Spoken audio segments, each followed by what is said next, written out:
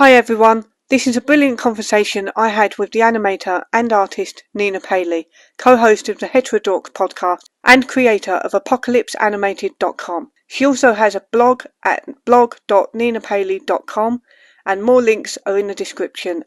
We managed to talk about a lot of things such as what is a cult and is there such thing as a good cult, are copyright laws actually infringing on artistic freedom, and the ways in which artists might struggle to implement responsible work-life boundaries because painting at 3 a.m. is so fun. We actually ended the show, then got talking a little bit afterwards and decided to hit the record button again to discuss the idea of true trans and how the accusation of believing in true trans has been levelled at both of us, despite no one ever asking what we both as individuals actually think of this concept of true trans.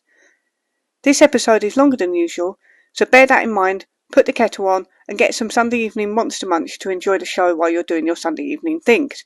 I always listen to YouTube in the background too. Thanks!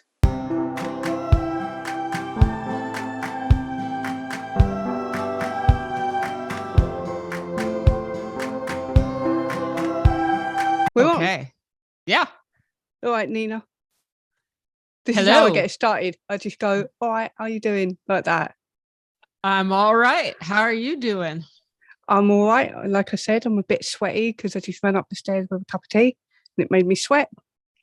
Hopefully I won't get a nosebleed during our talk. Oh, are you My prone nose- to nosebleeds? I'm prone to nosebleeds and it's really dry indoors here. And I had one last night. And even though I'm like squirting saline solution up my nose, it happens anyway. That sounds terrific. Yep. It's like I'm menopausal. I'm not bleeding through other holes, but my nose persists. Yeah, your nose is making up for it. Yeah, exactly. How dare you get away with that? Nose tampons. That is actually a little bit disturbing because I don't like blood too much. It makes me feel sick. Yeah, no, nobody. I don't. Well, there's probably other than certain male fetishists, most people don't like blood. That's disgusting. Yeah. All right. Well, Nina Paley, I want you to, if you don't mind, introduce yourself and let anybody who's listening know who you are and how you came to this culture war, as people call it. Yeah. Okay. My name is Nina Paley. I'm an artist. I did comics in my 20s and 30s. And in my early 30s, I started doing animation. I'm best known for my animation, probably a feature film I made called Sita Sings the Blues, and also a short that I made, This Land Is Mine, which is part of another feature called Sadomasochism. Yeah, I've been an artist. Sita Sings the Blues was a festival darling. I've had serious ups in my career and then the serious down of canceling. I got canceled in 2018 for sharing a song on Facebook lyrics written by the late great Connie Bryson.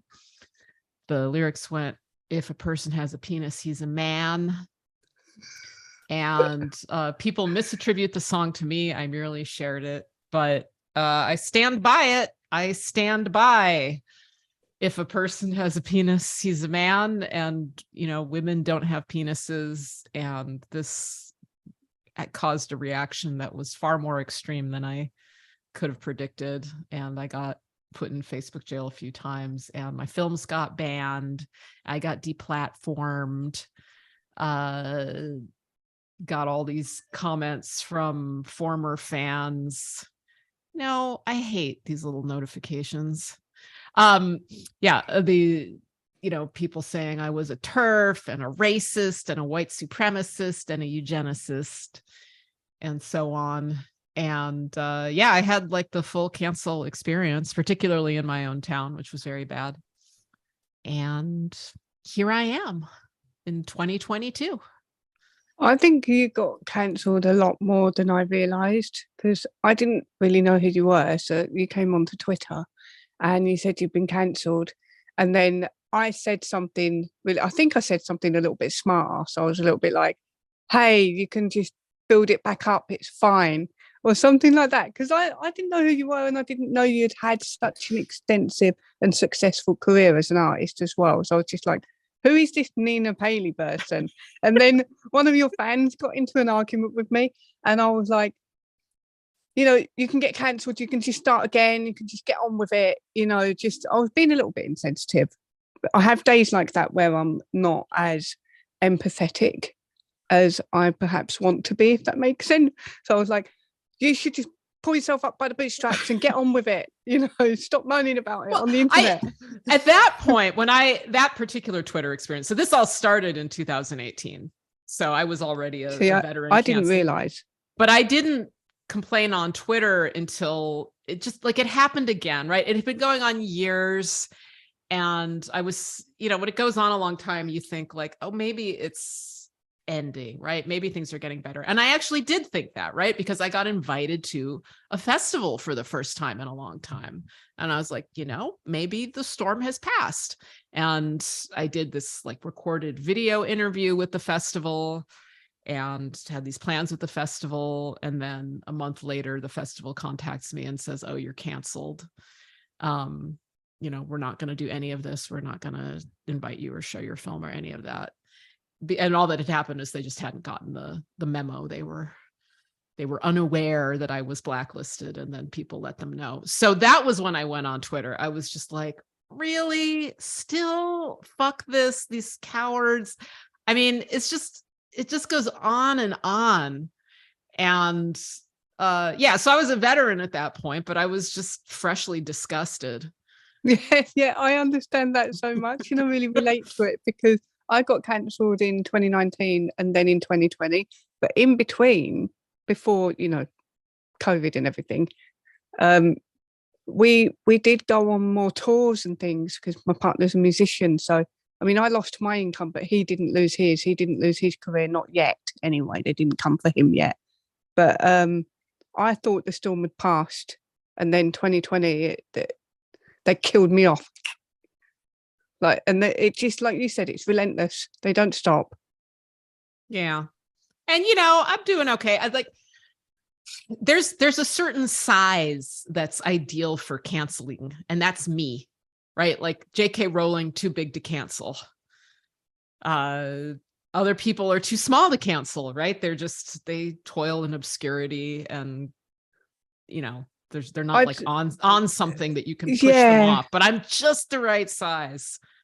I don't think like me or my partner were as successful as we wanted to be, but we were big enough on the scene that we were on to be cancelled, but not in the wider society. Does that make sense? Just in that little club, just in that little cult area, we were big enough to be excommunicated and made an example of, but not everywhere else. Like I walk down the street, I go to the gym, I do all sorts of stuff, and nobody gives a shit what I think.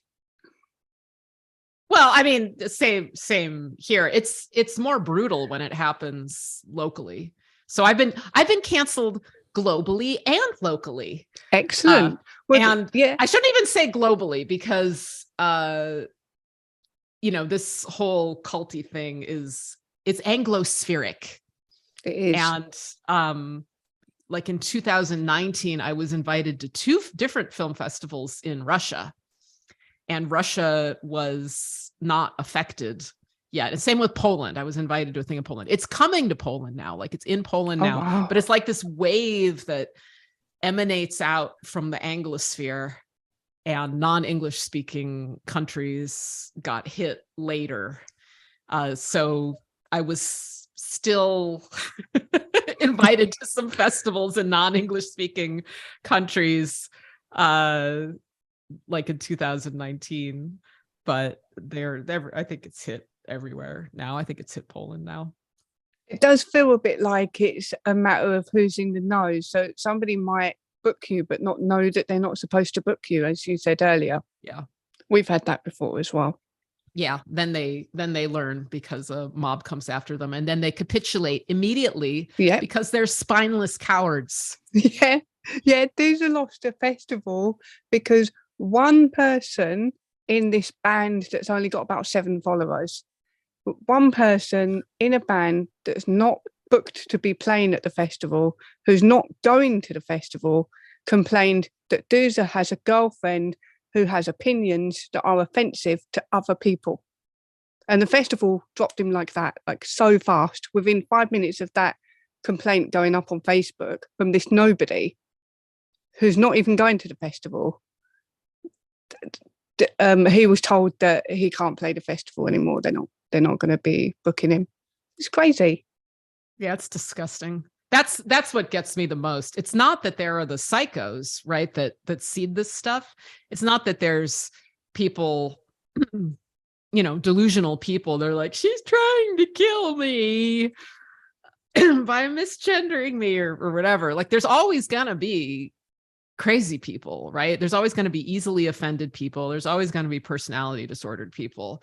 What gets me is the people who are responsible for these organizations and institutions that are irresponsible little shits. Yeah. And I would say other artists as well, because we've had, I used to do artwork for musicians that we were touring with and stuff. And I've been dropped by musicians who have essentially said, and look, one of them even said to me, can you still do my artwork, but just not put your name on it? And I was like, don't be such a coward. This ain't just about you. It ain't just about me. You've got to make a stand here. And which way you choose matters, because you're not just sticking up for me. You're sticking up for yourself and your autonomy as an artist. And you're sticking up for being able to tell people that they can't tell you what to do with your music and your art. It's crazy. And now you've given other people this power over you. It's just, it don't make no sense to me. To me, that's like the quickest way to kill an artist. Not the quickest way, the slowest, most painful way to kill an artist is to have them every step of the way walking on eggshells, worried about what they're going to do next. Yeah, absolutely. And when the current trans ideology craze passes, I'm not going to be fine, because I've seen how humans work in groups, and I've seen this cowardice, and it's like, it could be some other ways. Anything can become a cult. Anything can become a crazed ideology, including stuff that I really like right now. I mean, the stuff that became a cult was all stuff I really liked, right? Like, I was a good liberal. I, was anti-racist and anti-fascist and anti-prejudice and pro-trans and pro-everything. But parts of it just got unhinged. And, I'm sure you feel the same way. Like, you never expected like the liberal lefty people to come after you. And it doesn't matter. It's like, maybe it's going to be, some monster version of radical feminism or something that, becomes just some strain of it, gets unhinged and dominant.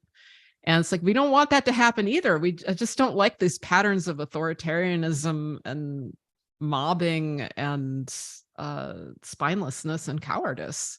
And those are going to be forever. They're going to be forever, regardless of what ideology is of the moment.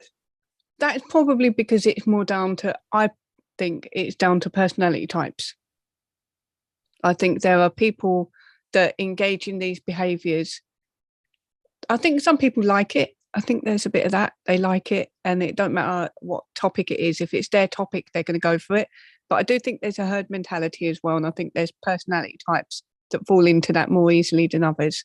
And unfortunately, that might be the majority. I'm currently engaged in a argument or dialogue with Corinna, my podcast co-host, about cults in general. And a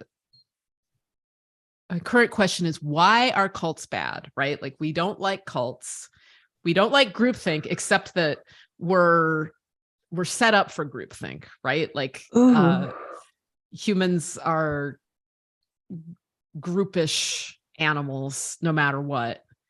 And even I, right, like, when this one mob started going after me, I was like, I have got to find people like me, right? Like you, right? Like I bought, I'm friends with you because you've had a similar experience and are on a similar path. So like I sort of find my own community, and I use the word community interchangeably with cult sometimes.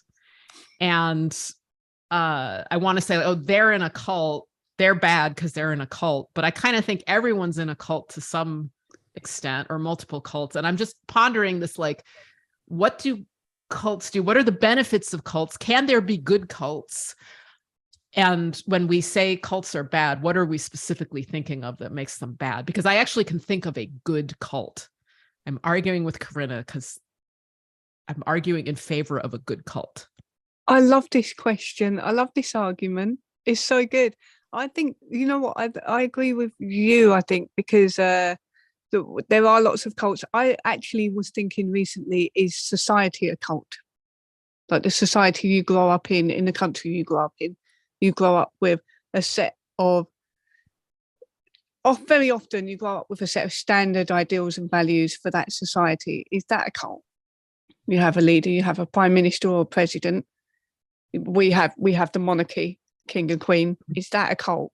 Do you know what I mean? And then you've got like the cult of personality now. So you've got musicians, artists, writers. And the writers have always been sort of like worshipped in a way,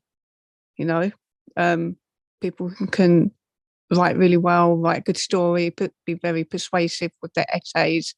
I mean, you've got people like Jordan Peterson always gets accused of being a cult leader, doesn't he? And I can see the thinking behind it, but Jordan Peterson said something really interesting. He said that he gets accused of being a cult leader, but he doesn't see it as a cult because he's not participating in that leadership role. He doesn't see himself as a leader in that, whatever the cult is supposed to be around him. How long ago did he say that? Ages ago, like years ago. Yeah. I mean, one thing about Jordan Peterson is he has changed, right? Like he has experienced transformation recently.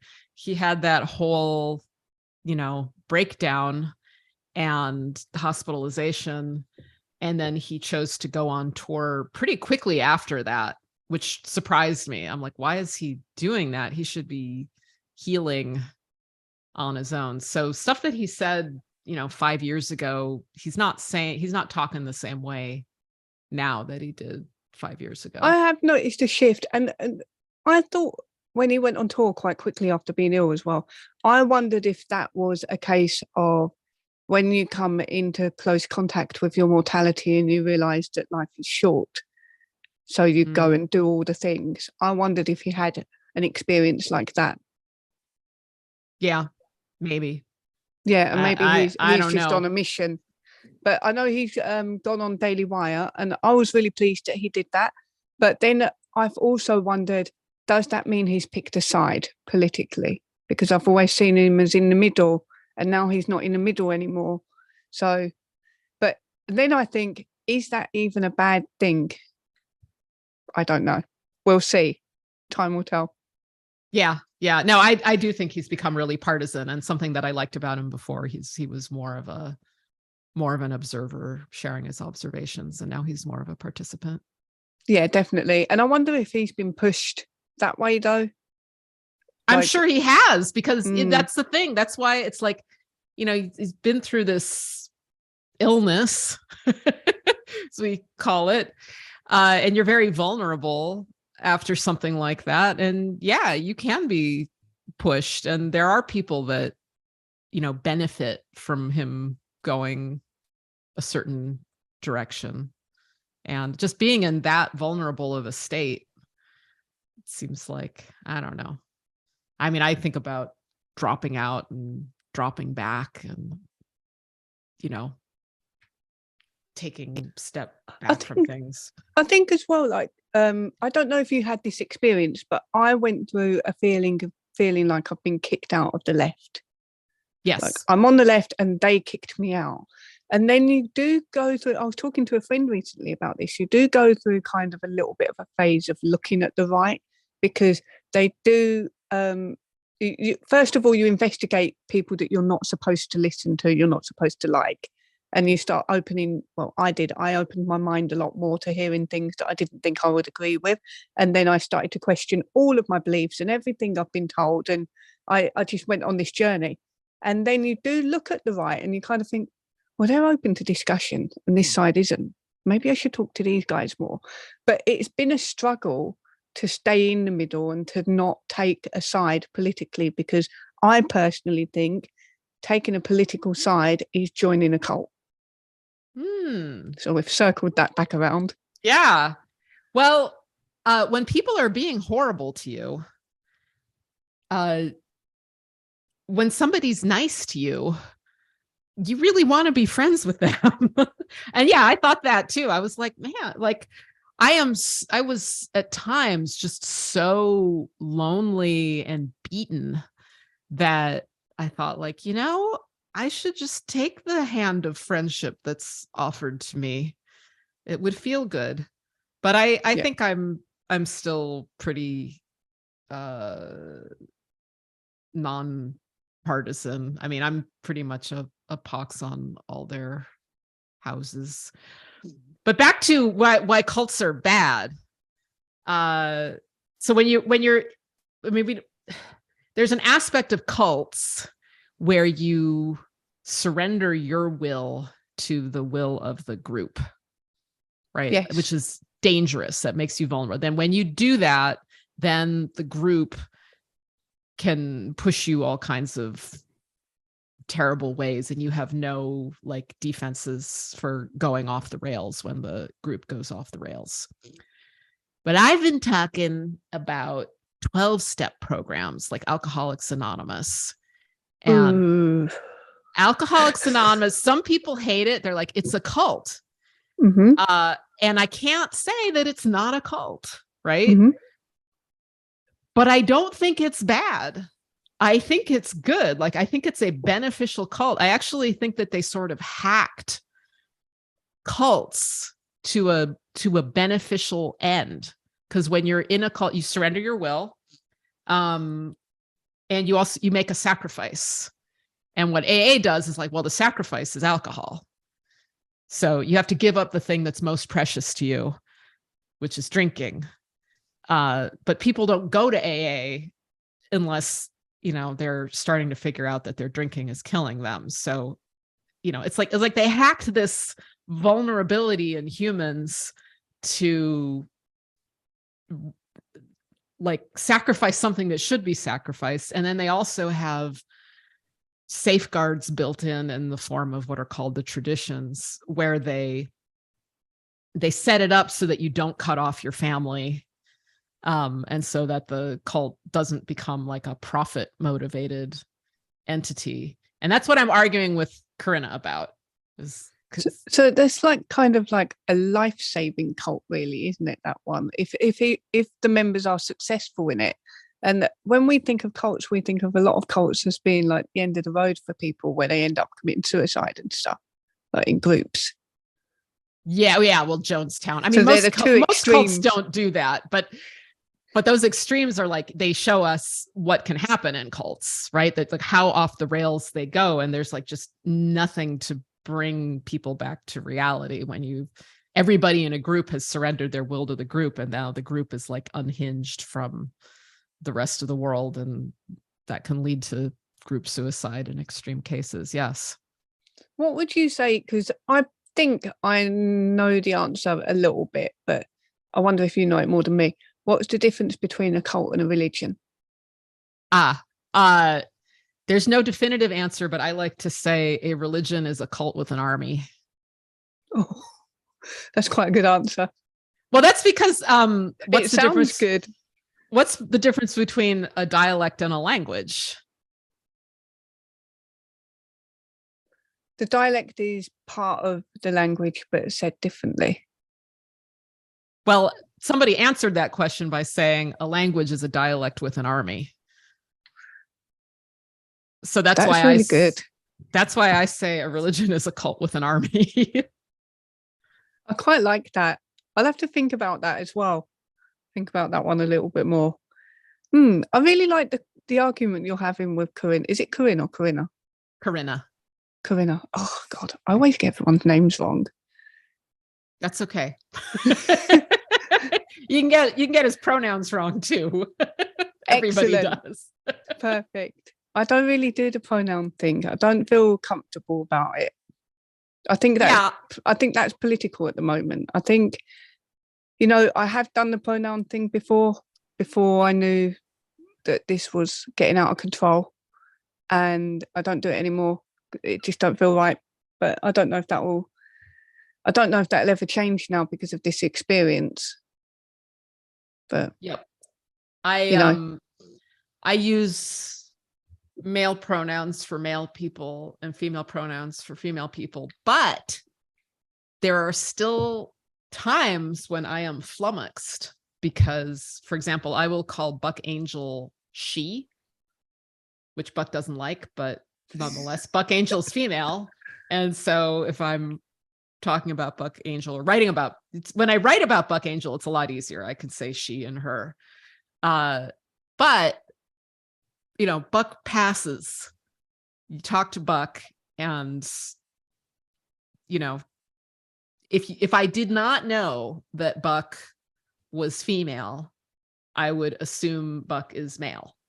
And so when we interviewed Buck on Heterodorks, I missexed Buck accidentally a couple times and said he, which goes against my own policy. But, yep. There was some people pass, and it's really difficult to have it's difficult for anyone to have any policy, right, on pronouns. Most of the time, it's easy to tell what sex somebody is. But there are times when it's really hard. And Corinna, I would say the majority of people read Corinna as female and say she, her. I, of course, say he because Corinna is male. But there was one time that I missexed Corinna. There was one time where I actually thought Corinna was female. I saw him from a distance. I didn't recognize him. He was unloading a bicycle from his car. We were meeting up in a park for a bike ride, and he was unloading his bike right next to a man with two little kids who were also unloading their bikes from the car right next. And I just read the whole group as a family. Corinna thought that can happen from a distance, I can imagine. Yeah, and I rode right past, and Corinna was like, "Hey, Nina!" And I was like, "What?" Brilliant. I think with things like pronouns, it is personal, and I think that's why I object to other people telling me how I can speak, other people telling me what I can do. But that's a culty thing as well. Yeah, I think that's a culty thing, being told what you are and are not allowed to think and say about things outside of yourself. I mean, even just what you're allowed to think in general. You don't know, you and nobody else has the right to tell me what goes on in here. I totally agree. So that before I got into this controversy, the last controversy I was big on was free culture. Ooh, okay. What does this mean? Abolition. I'm a copyright abolitionist. What does that mean? I don't think there is. I think copyright is bad for society and artists and individuals. I think it's bad. And I became very outspoken about this after the release of my first movie, Sita Sings the Blues. I actually dedicated it to the public domain and managed to do fine. People don't really know how copyright works or what it is. But after a year of pretty intense investigation, I realized that copyright is censorship, and that copyright, if you think about it, and you think about what harms artists, people will get ideas from music. Like if you're making animation, you'd be like, oh man, this would be so cool, but I can't use that. Right. Or they want to do something that builds on or incorporates some existing character or existing art. Like that's what their heart is telling them to do. But then they go like, oh, well, I can't do that. And so, immediately what they're thinking of creating, they're trained to immediately censor their own creative impulses because of copyright, which they don't understand. But they know that there's like a regime in place and that you're just not allowed. You're not allowed to do some things. Like you can go to jail. Like if you make a cartoon to this music, maybe you'll go to jail. Or if you sing this song, or if you use this character.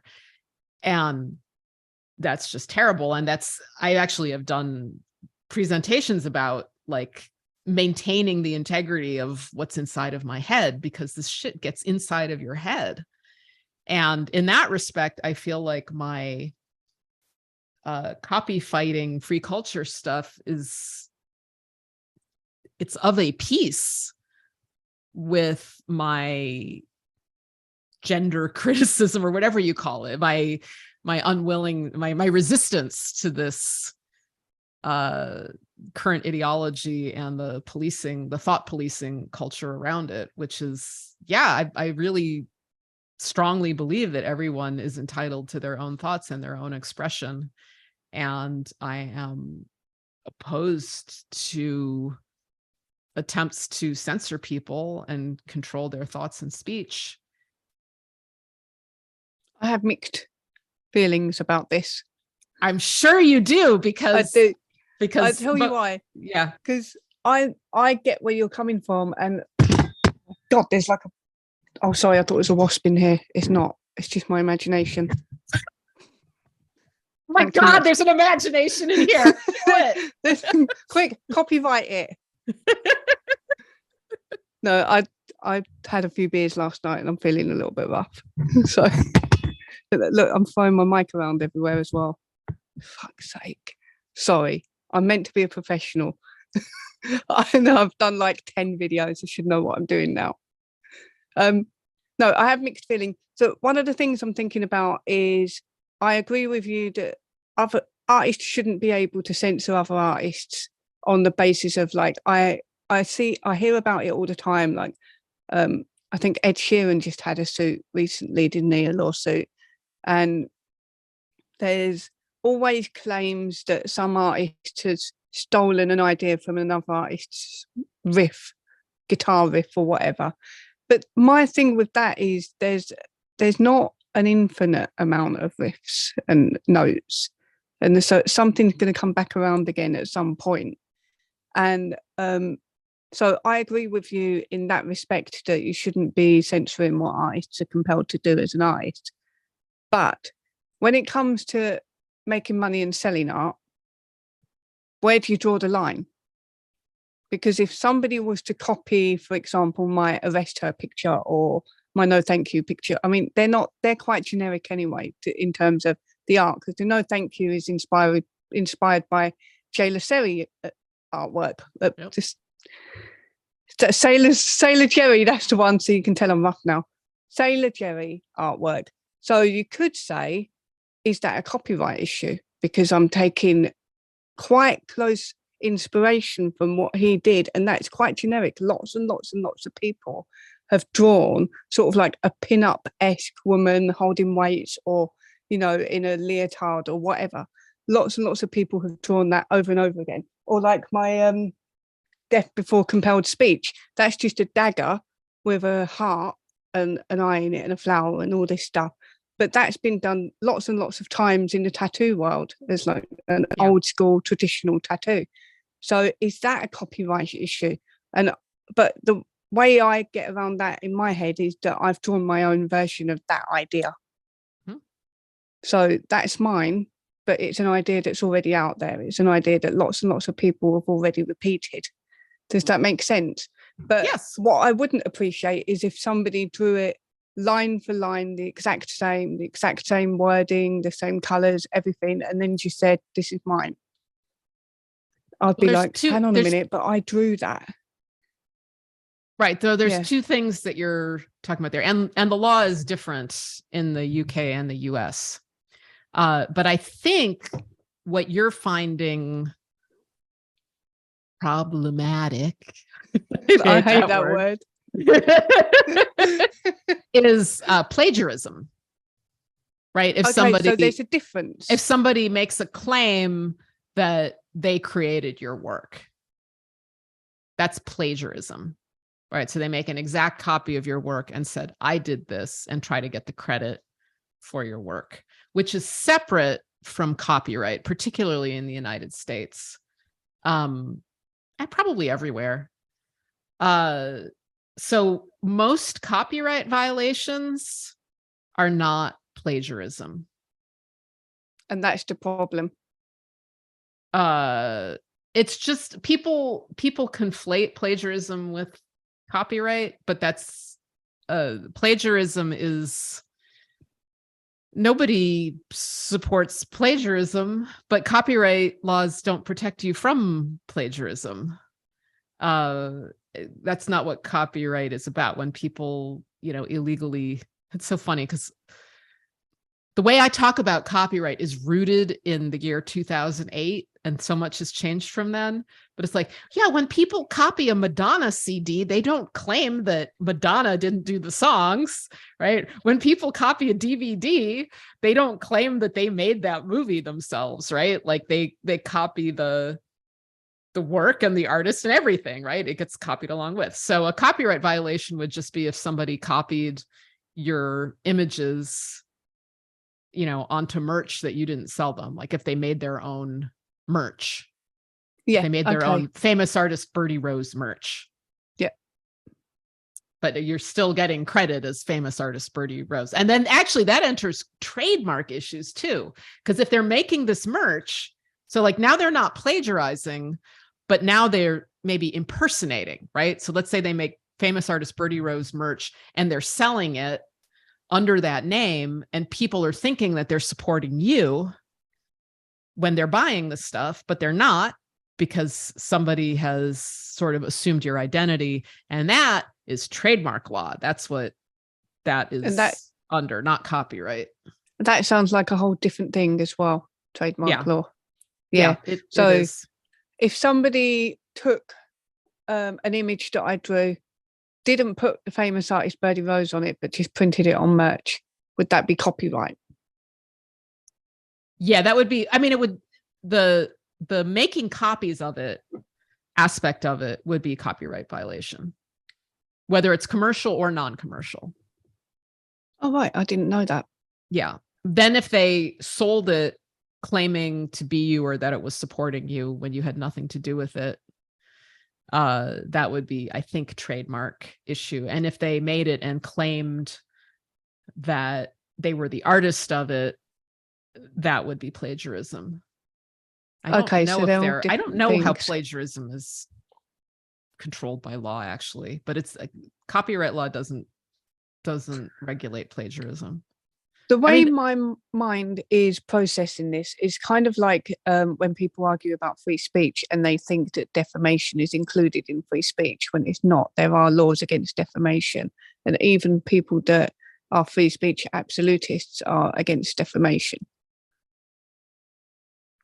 That is another one where the laws are different. Like the UK supposedly has the strongest anti-defamation protections. No, shit. Well, you have to actually do the suit, right? You have to actually have the resources to sue somebody. But like when there are international disputes and somebody wants to sue someone for defamation, they do it in the UK because that's one of the only places you can win.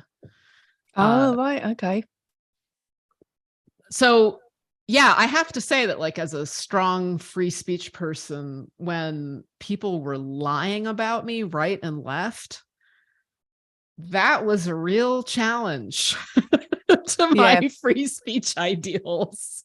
Yeah, I found that really difficult as well. I found being defamed, being lied about online, and the lying about me particularly has real life consequences. Like, there are still people that want to kick my head in for what I've apparently done. And these are things I have not done. But because it's out there that I've done all of these things, I mean, even my partner's lost gigs because I'm apparently violent or I crossed the line committing violence at a festival. I've never committed any violence at any festival, but because one person said I did, even though that person admitted they were lying, that has still stained on my reputation. But I have a hard time because I do believe in free speech, but I don't believe you should be allowed to defame people. And I also don't think you should be allowed to defame people with the intent to ruin their careers, their livelihood. But I don't like the law deciding what your intent is either. I don't think that should be allowed. And that's why I'm against hate crimes, because the whole premise of a hate crime is you've intended, you've been hateful, you've intended for a certain way. And I don't know why, like with hate crimes as well, why there's crimes and then there's crimes that are worse than the crime, any other crime, because it's been deemed a hate crime. So it's like crime but worse, or crime but badder. Yes, being a crime is not enough. Then you have also in the UK, you have your non-hate crime incidents. Mate, incidents that aren't crimes that go on your record.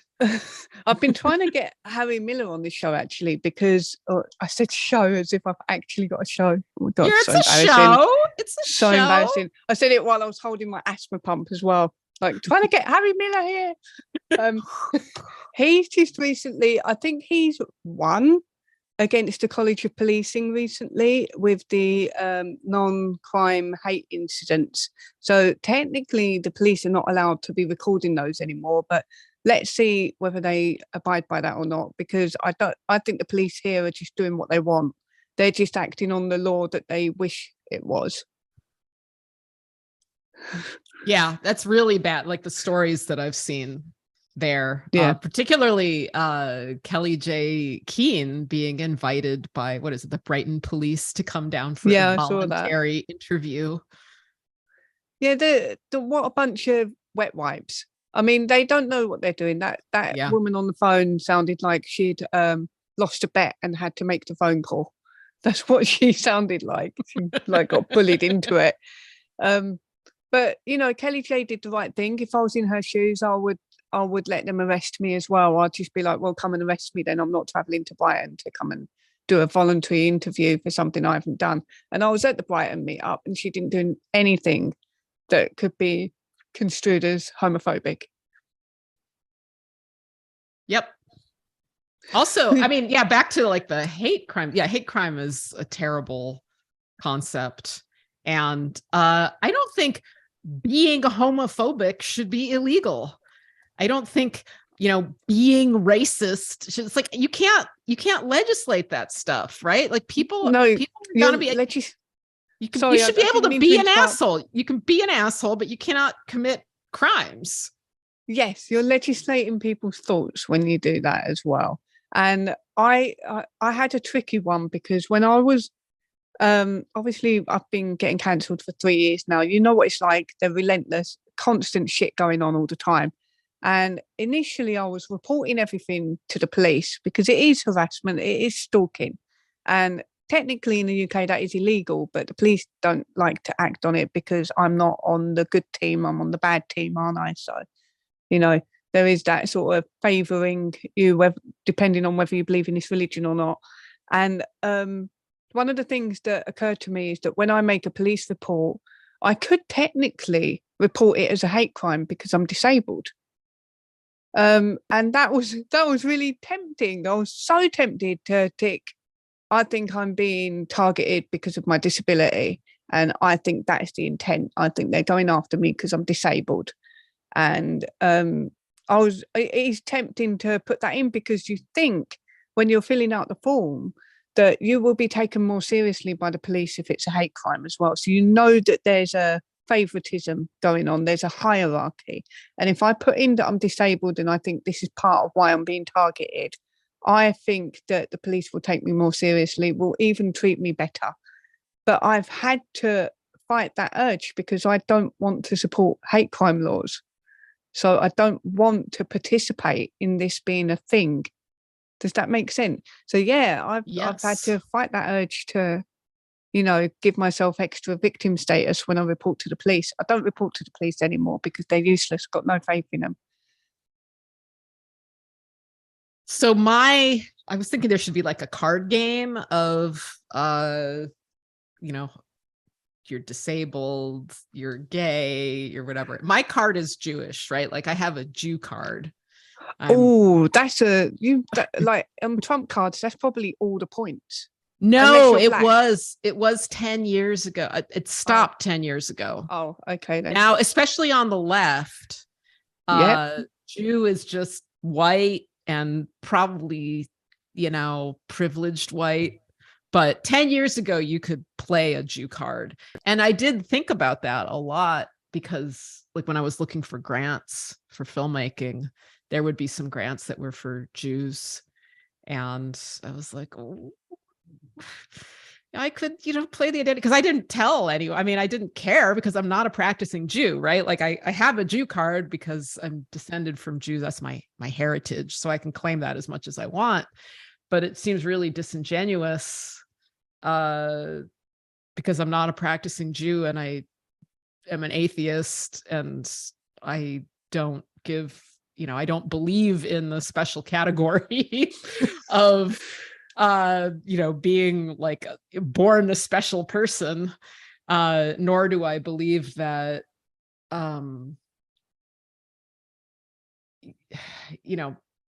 because of a tragedy that happened before I was born, or I'd say atrocities that occurred before I was born, that I get to claim being a victim of those atrocities. It's very complicated though.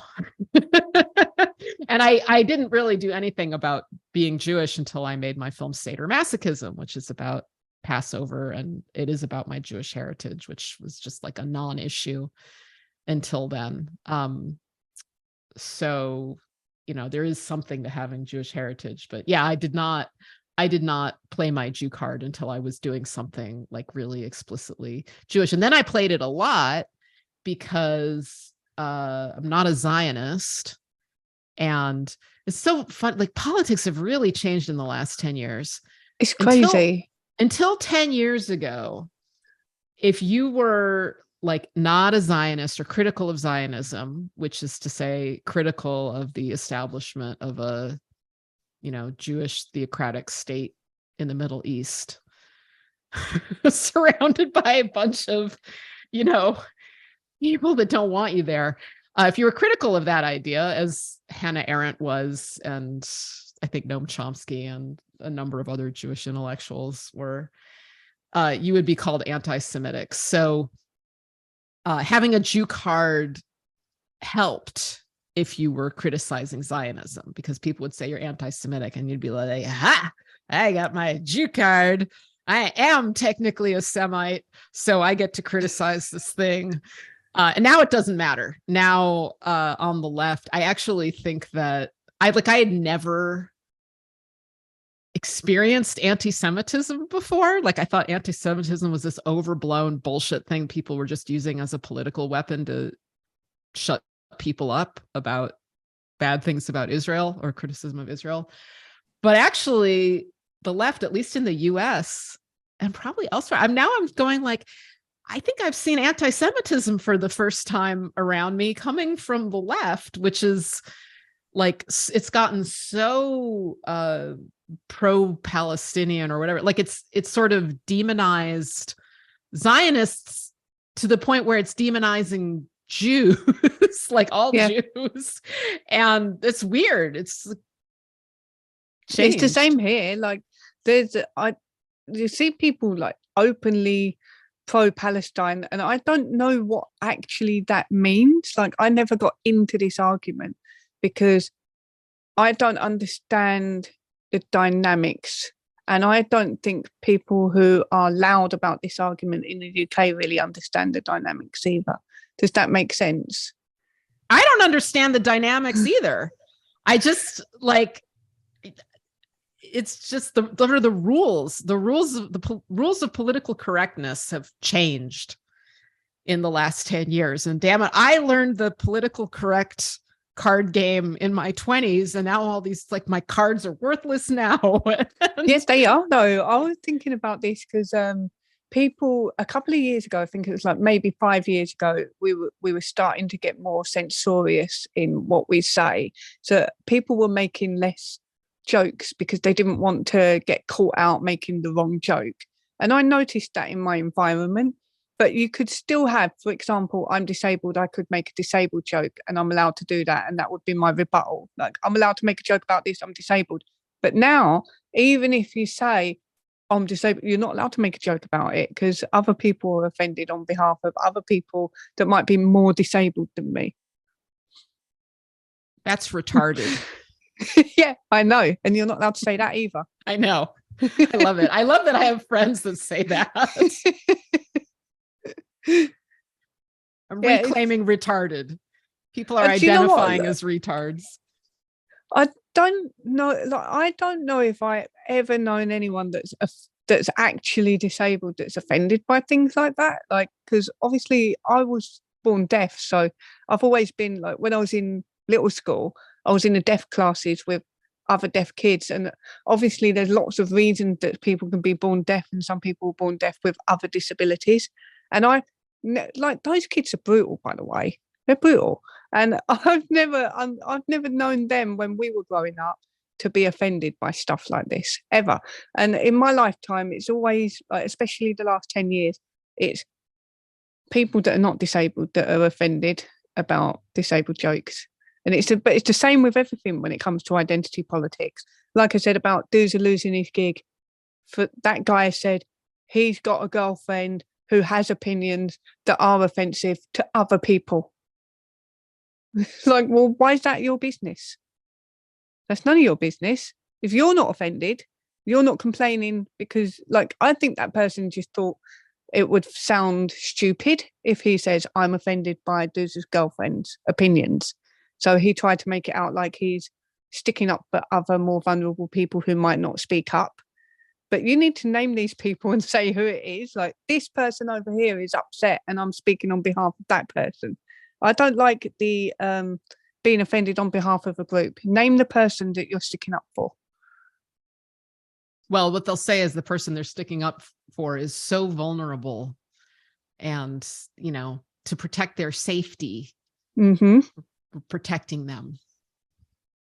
Yeah, there's bullshit.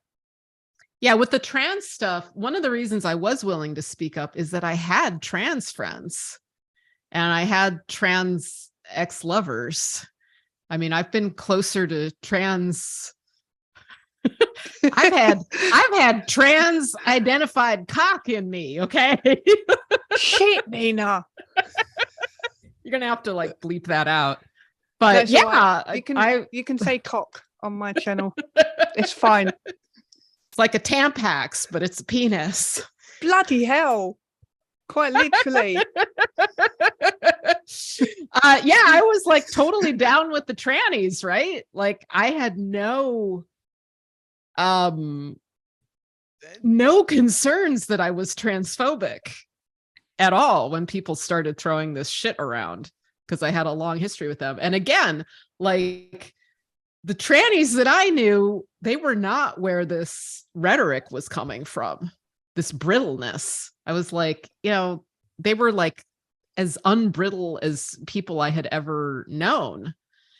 This was in the, you know, the 90s and the aughts, where they were people who, you know, were really weird and who just went ahead and pursued their weirdness and let their freak flags fly and, you know, literally had to, you know, get to a point where they were immune to other people's judgment because they were going to do the weird thing they were going to do regardless, right? That's old school trannies. Those people were my friends.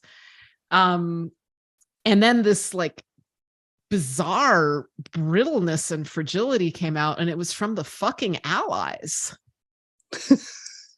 Yeah, well, you know, I was, when I was a teenager, I had some friends that were doing things like getting a Mohican and stuff like that because there was like a little bit of a faux punk revival when I was a teenager. And I remember one of my friends, his parents saying to him, because he was complaining that people at the bus stop were laughing at him because of his Mohican. And his parents said, look, if you're going to get a stupid haircut, expect people to react to it and think that, and laugh at you and stuff like that. And you've just got to suck it up because you made that choice. And that attitude hasn't been passed down to whatever generation this is. I mean, even my generation have become fragile little dipshits. And I don't know how, because we didn't grow up like that. Well, I didn't anyway. Like if I ever moaned about anything, I got told to shut up. So, I mean, I'm not saying that's the way to deal with people, but I turned out all right-ish. Yeah. And that's the whole idea that you're entitled to control how other people see you and respond to you that's very wrong. But that comes back to the whole being lied about thing, right? Like, it's like, I mean, I was really hurt by people lying about me, and then by all these people eagerly believing these lies. Yes. But I also, at the same time, I was like, well, sticks and stones, they break my bones. The names who never hurt me, except the names they're hurting my career and they're getting my films canceled. So in that sense, they were hurting me. Yeah, same. I'm trying really hard not to be fragile about it. Like, I'm trying really hard. And I think like there are things you can do to stick up for yourself with that sort of thing. And that seems to be my mindset. Like, you got to fucking stick up for yourself. If people are lying about you, say, no, that's a lie, that ain't true. But as far as that goes, you can't control other people. So you can't go to everybody and make them believe it. You just got to say your piece, and that's that. Let it lie where it lies. If people don't believe you, they don't believe you. You've done what you can. That's, for me, I'm struggling with that at the moment. I'm wrestling with that because I don't feel like I've done everything I can to stick up for myself. I think I need to do a bit more, and I will. But once I've had my say, that's that. It's done. I can't keep flogging a dead horse to try and do what? Defend my name. Yeah, I blogged about it a lot. I was like, okay, here's what happened. I was thinking. This thing happened. And then, nobody reads or very few people read the blog, right? Like, yeah, they're all on Facebook. Yeah. And when you're mobbed and you say, no, this isn't true, they'll say like, well, you would say that it isn't true because you're, everything that you say, they just are inflamed by that. So then it's pretty clear that, no interaction with them at all is a good policy, right? Like, you defend yourself when there's a mob coming and the mob gets more excited, and what you want to do is just you want to gray rock the mob, basically. Yeah. And that has been my tactic. I personally don't think that's benefited me because they haven't stopped, but they have gone a bit quiet since September. So, but I'm always suspicious when they go quiet. It means something coming. But well, they found another victim, right? That's what happened in maybe. I mean, I think I thought about blogging about it because there are a lot of lies that I need to correct, and a lot of it is criminal. What I've been accused of is crimes. And if I actually did these crimes, why am I not sitting in prison? Why did nobody report it to the police? So I do feel like I need to correct a lie. But at the same time, I've had the thought of nobody will read this. And if they do, nobody cares as much as I do about this, because nobody cares unless it's happening to them, right? That's just our human nature. So I care about it immensely, and other people won't, and they might not even read it. But I don't know, there's something in it for me to move on. I think I need to move on. I need to get it off my chest. I need to know that I did everything I could. And then that's that.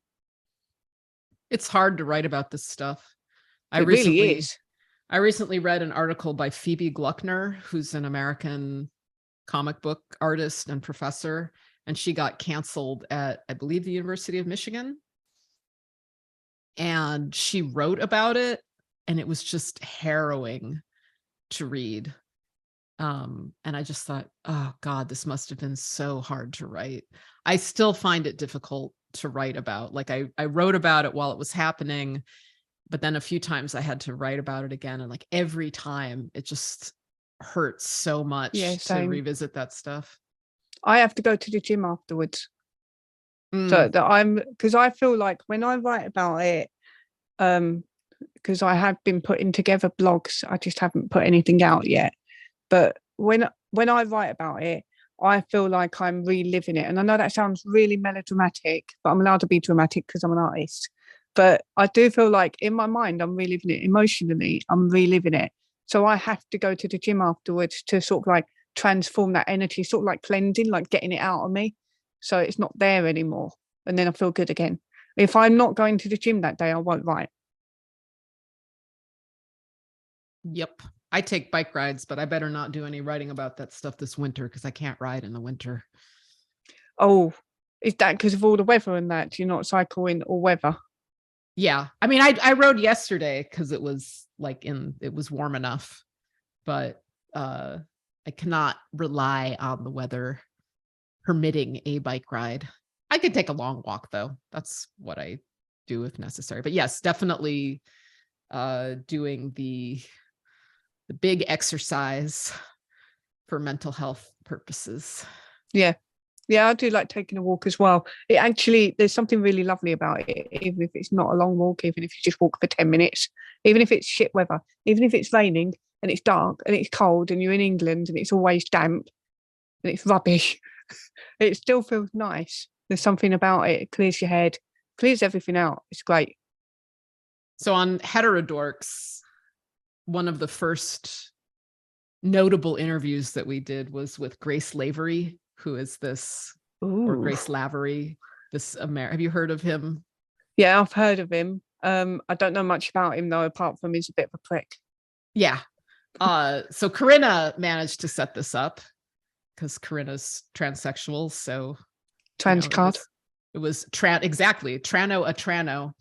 And I was so I don't even know what the word is to use after that interview. I was very disturbed. I haven't listened to that interview, and it was the first one like that we did. So now I enjoy interviews like this, right? Like now I understand that what we're doing is we're letting the person talk as much as possible, and that we're giving the audience an opportunity to listen to this person and they can decide for themselves. Like we don't have to add any commentary or anything. We just encourage the person to talk as much as possible. But I was really disturbed after that. And the next day I rode my bike 100 miles, which was necessary. Wow. So I haven't listened to it because I knew it would probably be disturbing.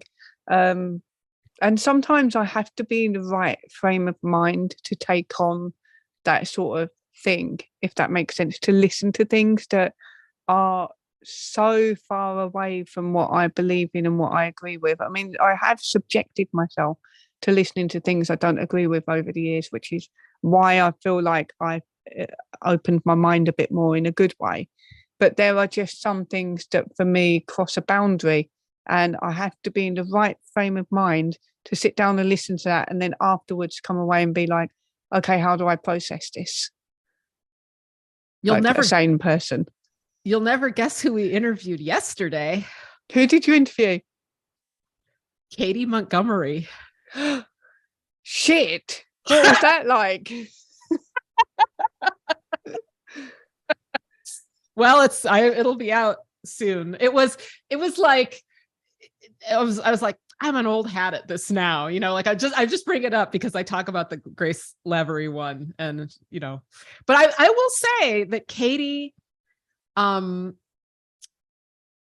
did a really good job of stating his views clearly, which is rare. See, that I don't mind. I don't mind if somebody's just stating their views. It's when I can hear and tell that somebody's being deliberately manipulative and things like that. I can't stand that. But people that just have a different view, I can listen to that.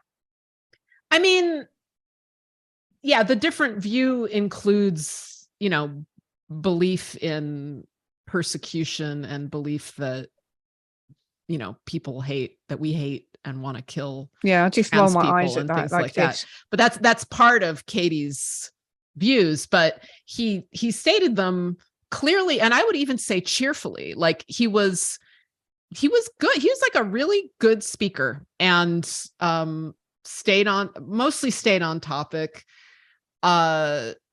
So yeah, I'm gonna say the good parts, right? Like, really appreciated that he could do that, so we know what he thinks and believes, and you can listen to it, and you can refute everything, and you can listen to it and go like, well, this isn't true, and this isn't true, and this isn't true. But it's nice that he, fairly coherently laid out his cases. Did you call him a he? No. Oh my God. Of course not. No, I mean, I practiced beforehand. I was like, yeah, I'm gonna just say, but there was no occasion. There was no occasion to do it because there was no time that I referred to him. I'm misgendering him now, which I'm sure if he is watching. Hi, Katie. I enjoyed talking to you. But I do use these sex-based pronouns. It's not personal. I don't think he'll watch my channel. Not an intent to murder. Although he would argue with that, he would say. But do you know what? I don't mind that sort of thing because I find it interesting. Even though I think I know what the mindset of trans rights activists is and people that believe in gender identity. I think I know what the mindset is, but it never ceases to amaze me how much I don't know what the mindset really, like how deep it goes, if that makes sense. Because I always think the victimhood is like quite shallow and surface level, and it's a victim status symbol thing. But I have wondered if it is deeper rooted, and it might be a bit more scary than I think it is. Yeah, I want to do a thing. So Katie said that he knows all of the gender critical arguments and could repeat them. And I was thinking like I want to have a debate with Katie where I'm the tranny and he's the TERF. Do it. And we argue with each other. And I want to see where we get from that. Because I think some trans rights activists do know what the gender critical arguments are. And I say it like that because I don't see it as gender critical. I just see it as reality. So the arguments for reality, I think they do know what the arguments are. They just don't believe that it's legitimate. I've had people say that to me before. When I say humans can't change sex, and people say, well, you need to prove it. And I say back to them, no, I'm not the one making a mad claim. You are. You need to prove that your mad claim is real and that my claim to reality isn't. And one of the things that gets said to me most is, your argument isn't valid. It's not legitimate. And I don't know how to come back to that because we're arguing over what reality is. Yes. You might as well be arguing over whether or not these headphones are real. It's just, it blows my mind. No, it always gets to that point, right? Like if you start, it's like you're using different axioms. And Katie said flat out that material sex, biological sex, is a collection of sexual characteristics. Yeah, I've heard that argument quite a lot. Like there's one person on my YouTube that keeps coming into my comments to argue this and is trying to make me prove that gender identity doesn't exist. And it's like, I'm coming from the point of view of you're the one that believes in gender identity. You should prove it does exist. Because most people don't believe in it because it's not a thing. Yeah. Well, anyway, it's like if you start with definitions like that, then it's like you have a disagreement about what sex is, about what material reality is, really. And you can't find common ground after that. You're just working from it's like talking to religious people. Yeah, well, I think it's God exists. I think it's worse than talking to religious people because most religious people I've encountered will at least acknowledge your right to not believe in what they believe in. But they didn't always. No, that's true. And there are people that still won't. Yeah. I mean, that's a modern secular thing. And this new religion has arisen, I think, in the space that this modern secular moment created. Did you hear about the Cambridge University professor who's claiming that Jesus might have been trans? I've only seen people sharing the headlines. I did not read the article. Just the headlines seem funny. It's like, sure, you can't disprove it. I suppose that's one argument. I think it's nuts. I don't know. I'm interested in how that's going to play out in Christianity, because the way I went to Sunday school when I was little, and the way I was taught things was that everybody is made perfect in the eyes of God. Like, I don't believe in religion, but this is what I was taught when I was growing up. Everybody's made perfect in the eyes of God. So if that's true, how comes everybody's made perfect, even disabled people or people with things really wrong with them, except for trans people? They were in the wrong body.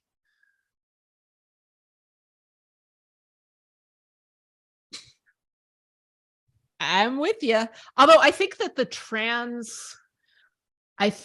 trans movement has stepped back from that wrong body rhetoric. I think that worked for a couple years, and I don't think they're using that so much now. Yeah, I've heard forcing children to go through the wrong puberty. I've heard that recently. Yeah, but I think that's been separated from the wrong body argument, and now you're making them go through the wrong puberty. Yeah, you hit walls. yeah. You hit walls with this. Let me think. Okay, so I should practice being a trans activist. What would I say to that? I would say it's not the wrong puberty. It's we want to encourage them to be their truest self. And we have ways of treating this so that they can be their truest self. So you're phrasing it as the wrong puberty. That's oversimplistic. We just want them to have their bodies align as much as possible with their truest self. And we can do that. And why would we deny them that, since we can do that? We have this life-saving healthcare now. Why wouldn't we let them have it? Well, because we need to define what your truest self actually is before we give you surgery to try and match it up with your so-called truest self. Well, I'd have to be more of a trans activist to know what to do about that, because I'm just like, yeah, that's true. We don't have a definition of truest self. We don't really have that. Okay. But they're in so much distress. Okay, maybe we can't define it, but we know that they're in distress because they know that they're not living their authentic lives. How do they know that? Who told them that? Because they're in distress. They're in such distress. They're telling that, and I'm listening to them. I am listening to trans voices.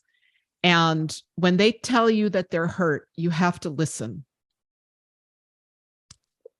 Yeah, people hurt for a lot of reasons. That's why they get like therapeutic help to figure out what's making them hurt. Now, at that point in the argument, here is why I think the trans activist argument has some traction.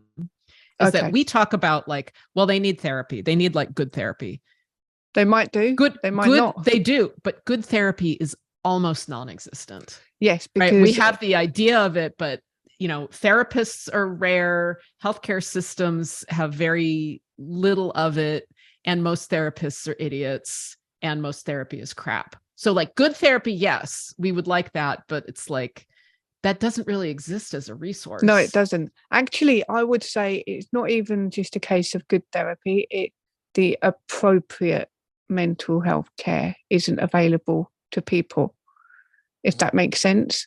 Yeah. But people are not getting the appropriate care. They're not getting the appropriate diagnoses. They might not even need a diagnosis. It's just none of it's appropriate, like the right things. Like, I feel like a lot of people are being diagnosed as trans just because that's easier. Yeah. Than dealing with the problems.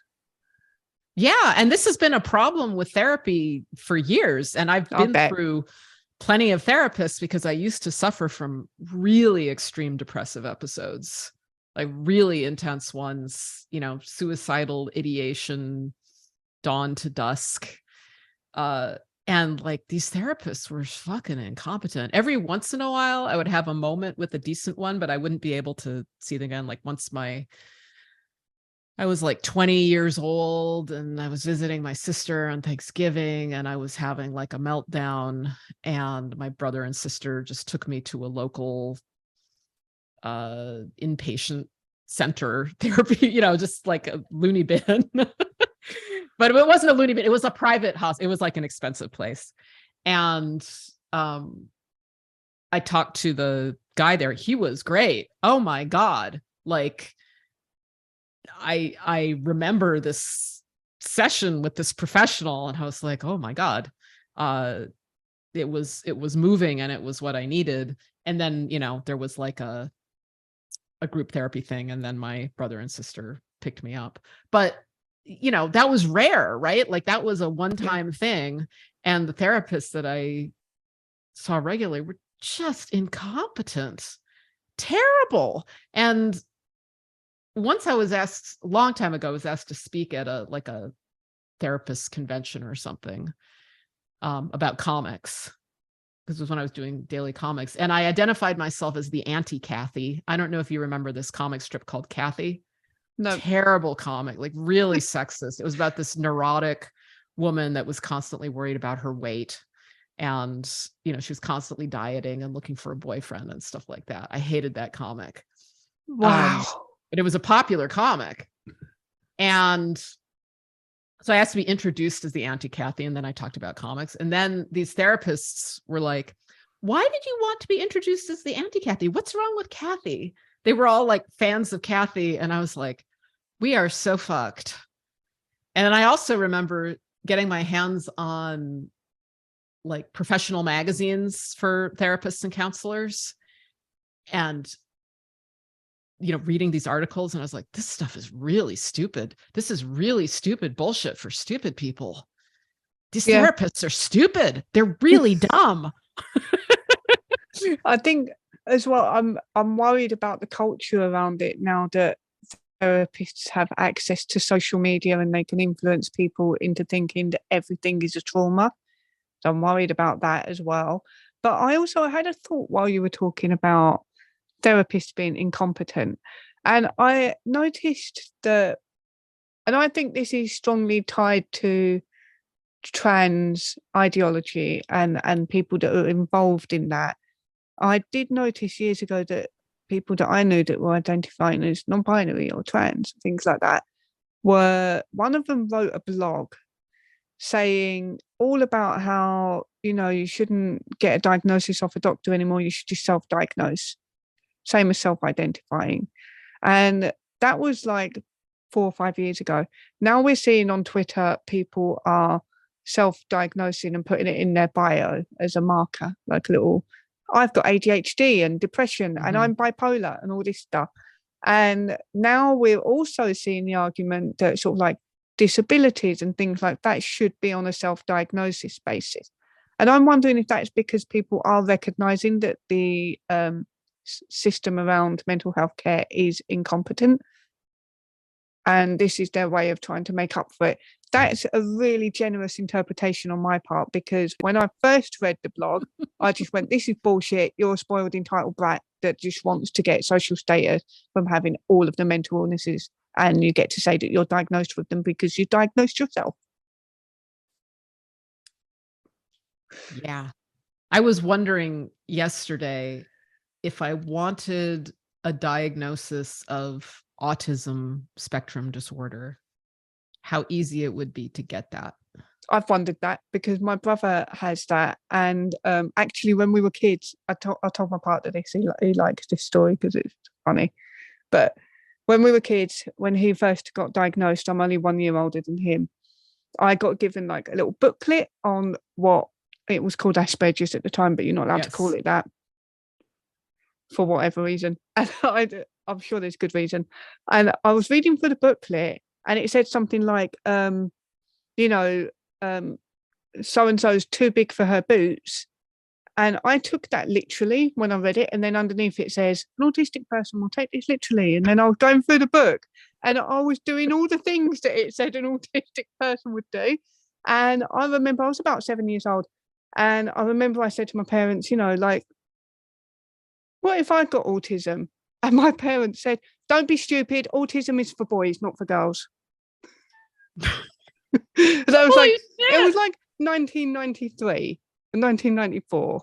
So this was the attitude that it was a boys thing. It wasn't a girls thing. This is like something the boys had, right? So I don't blame my parents for having. I don't know if they said don't be stupid. They probably did. Let's be honest. It was the 90s, but I don't want to throw them under the bus. But that was their attitude. Was like, no, this is a boys thing. Girls don't have autism. Don't stop playing us up now. Leave us alone. And that's always played on my mind. And I don't think I have autism, but I do think that it would probably be easier now to get a diagnosis than it was in the 90s, because my brother was quite rigorously investigated before he got his diagnosis. And before he was diagnosed, everybody just thought he was naughty as well. He was just a naughty kid, but it's not. He's just autistic. And and the other thing with diagnosis is I came into contact with, when I was about 14, obviously when you're 14, it's all hormonal, you're all over the place, you discover really depressing music and you go into the dark place with it all, and you're all like that, right?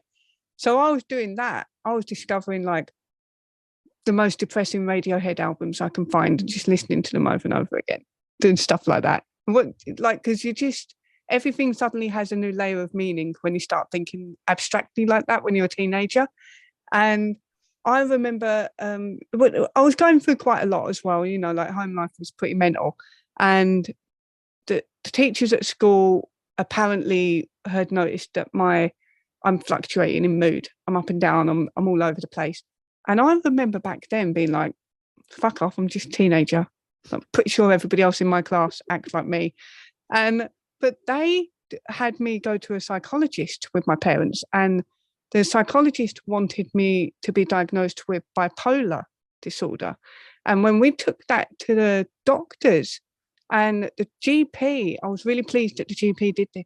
The GP told my mum off and said, I ain't going to diagnose this child with this heavy label.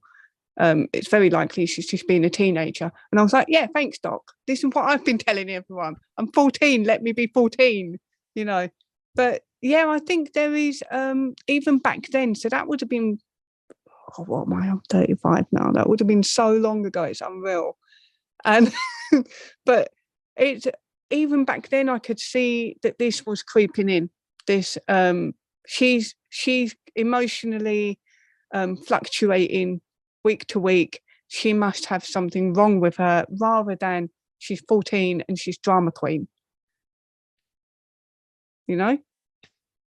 Something that helped me with my depression, or it helped me living with my depression, it's one of the few things that didn't make it worse, was just reading that life is actually difficult.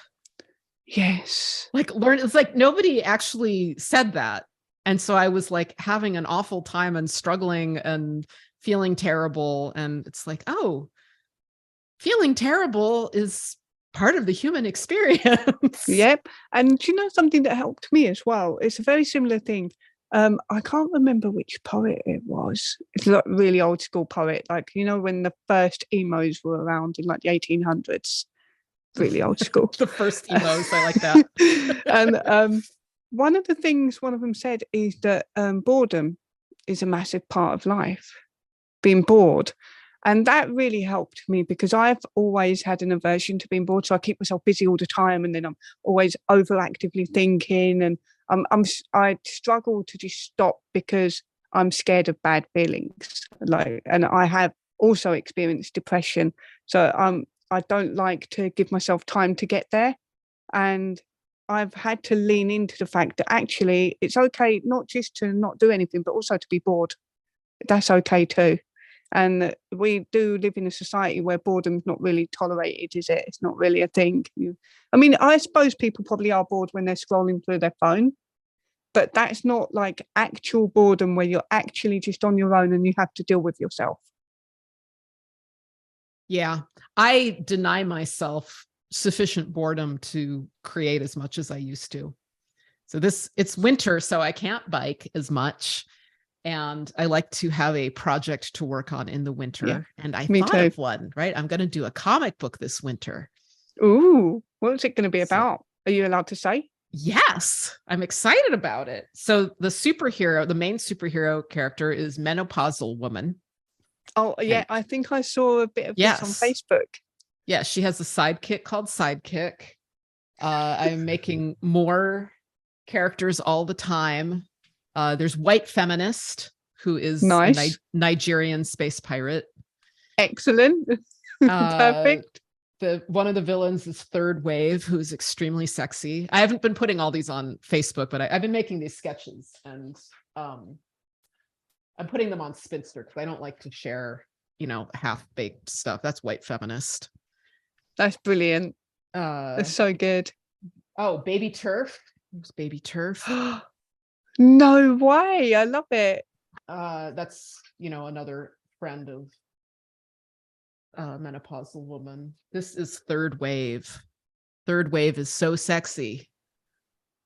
Third Wave's a little bit scary. She controls the male gaze, or at least she thinks she does. The Turfinator.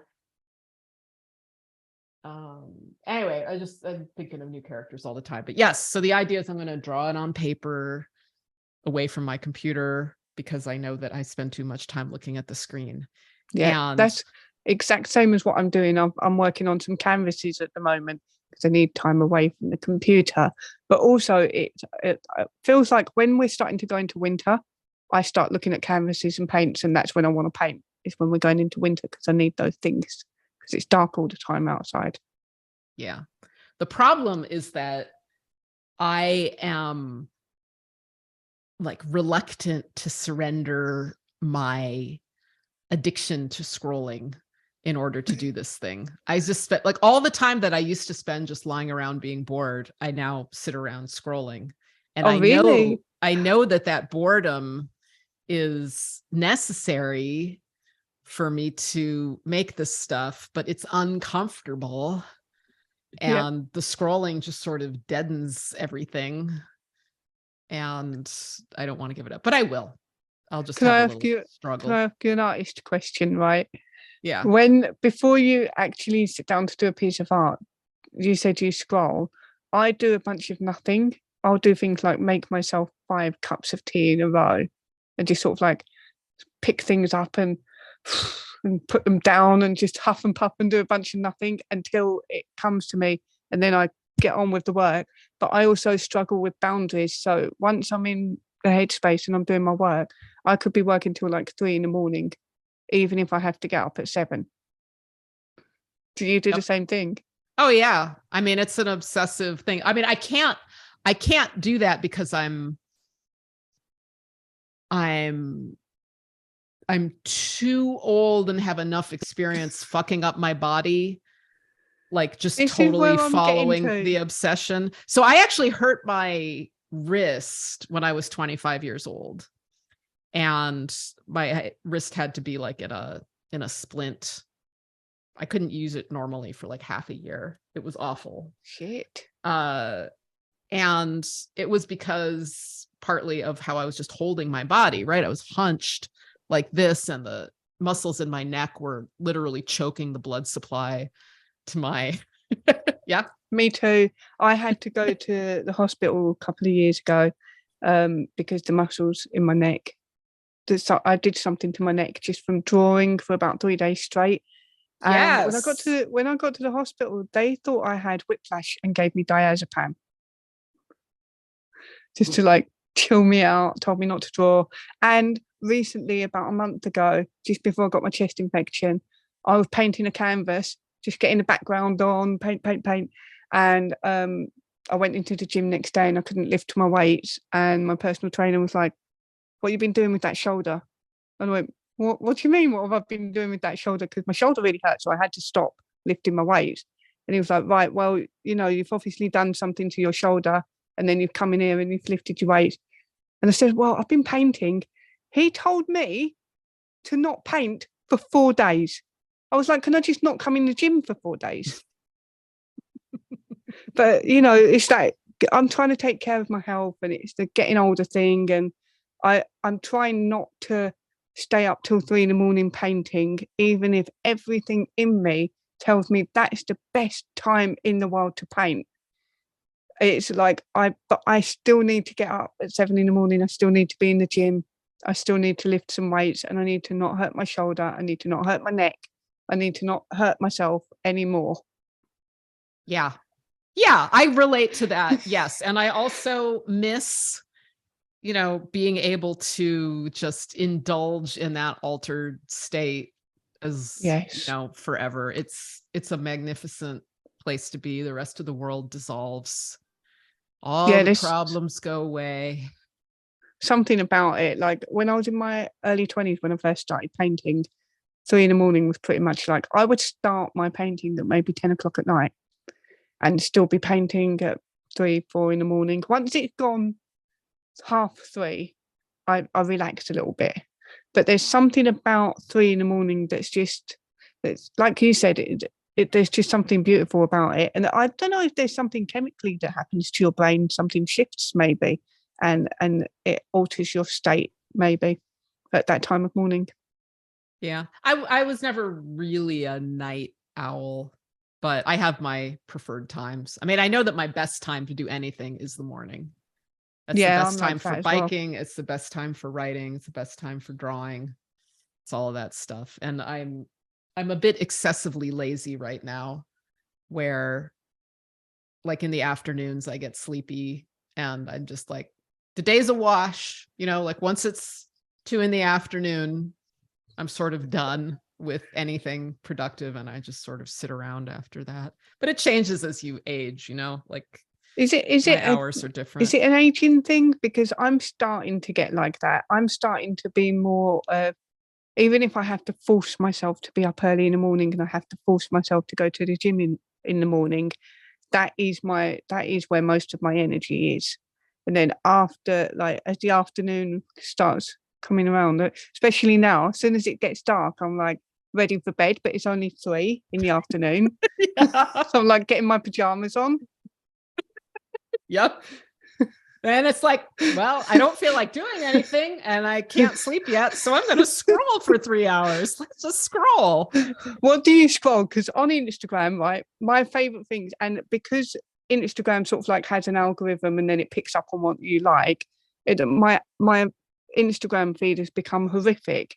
It's just pictures of people's tattoos and videos of people's toddlers doing funny things, and that's it. I don't use Instagram. I made an account. I tried. I can't get into Instagram. And I don't want to get into Instagram. I have too much already, and it's owned by Facebook. And you're going to say, I have too much self-respect. No, I have no self-respect. I just have too many passwords and accounts. I would say that my scrolling is it's a lot of Twitter, because believe it or not, I have a time limiter on Facebook because Facebook has some problems. I've been banned from Facebook a few times due to targeted reports, people saying stuff was spam, which it wasn't spam. Of course. Facebook doesn't care. Malicious takedowns, and Facebook has a lot of bullshit on it. So I have a app or a plugin in my browser that limits Facebook use to 45 minutes a day. And so Facebook will just turn off if I use it more than that. And I've trained myself to just not use it as much. But Twitter, for some reason, as toxic as Twitter is, that never happened on Twitter for me. I was much more of a Facebook person.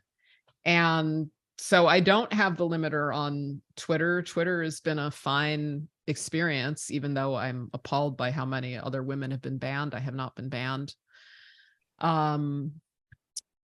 So yeah, I'll scroll Twitter a lot, and then I will scroll Spinster a lot. Spinster is when I get into interesting conversations usually. I don't know if you use Spinster.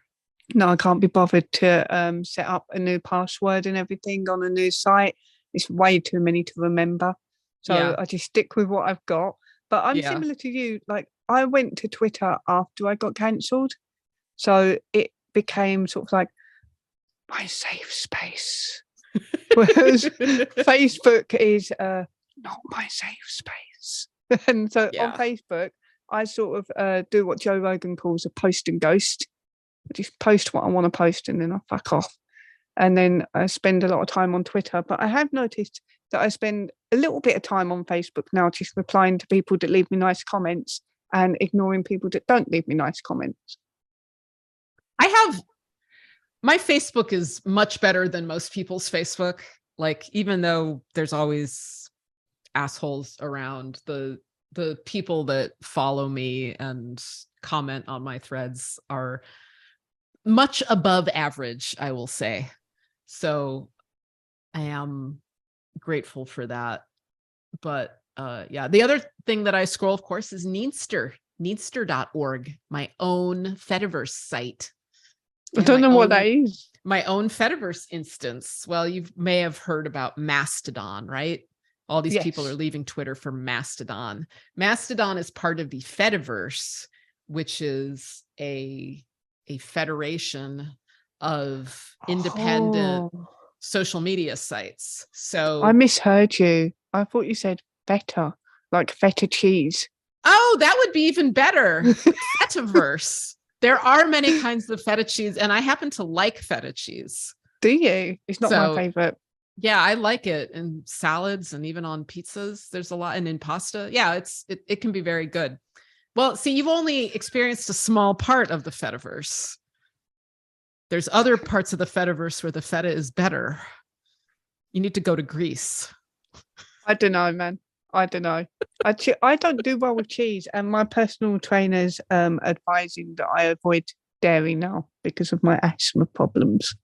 So dairy is known to be one of the more common triggers. I don't know if it is actually triggering me, but I don't mean triggered as in, I know. It's triggering an inflammatory reaction that you're... Yeah, not emotionally. Inflammatory, yes. Inflammatory foods. So like inflammatory speech. Yes. Hate speech. That's it. That's what cheese is to me. It's hate speech. Well, you could have a non-cheese hate incident or a non-speech. It's a non-speech hate incident. Anyway, yes, the Fediverse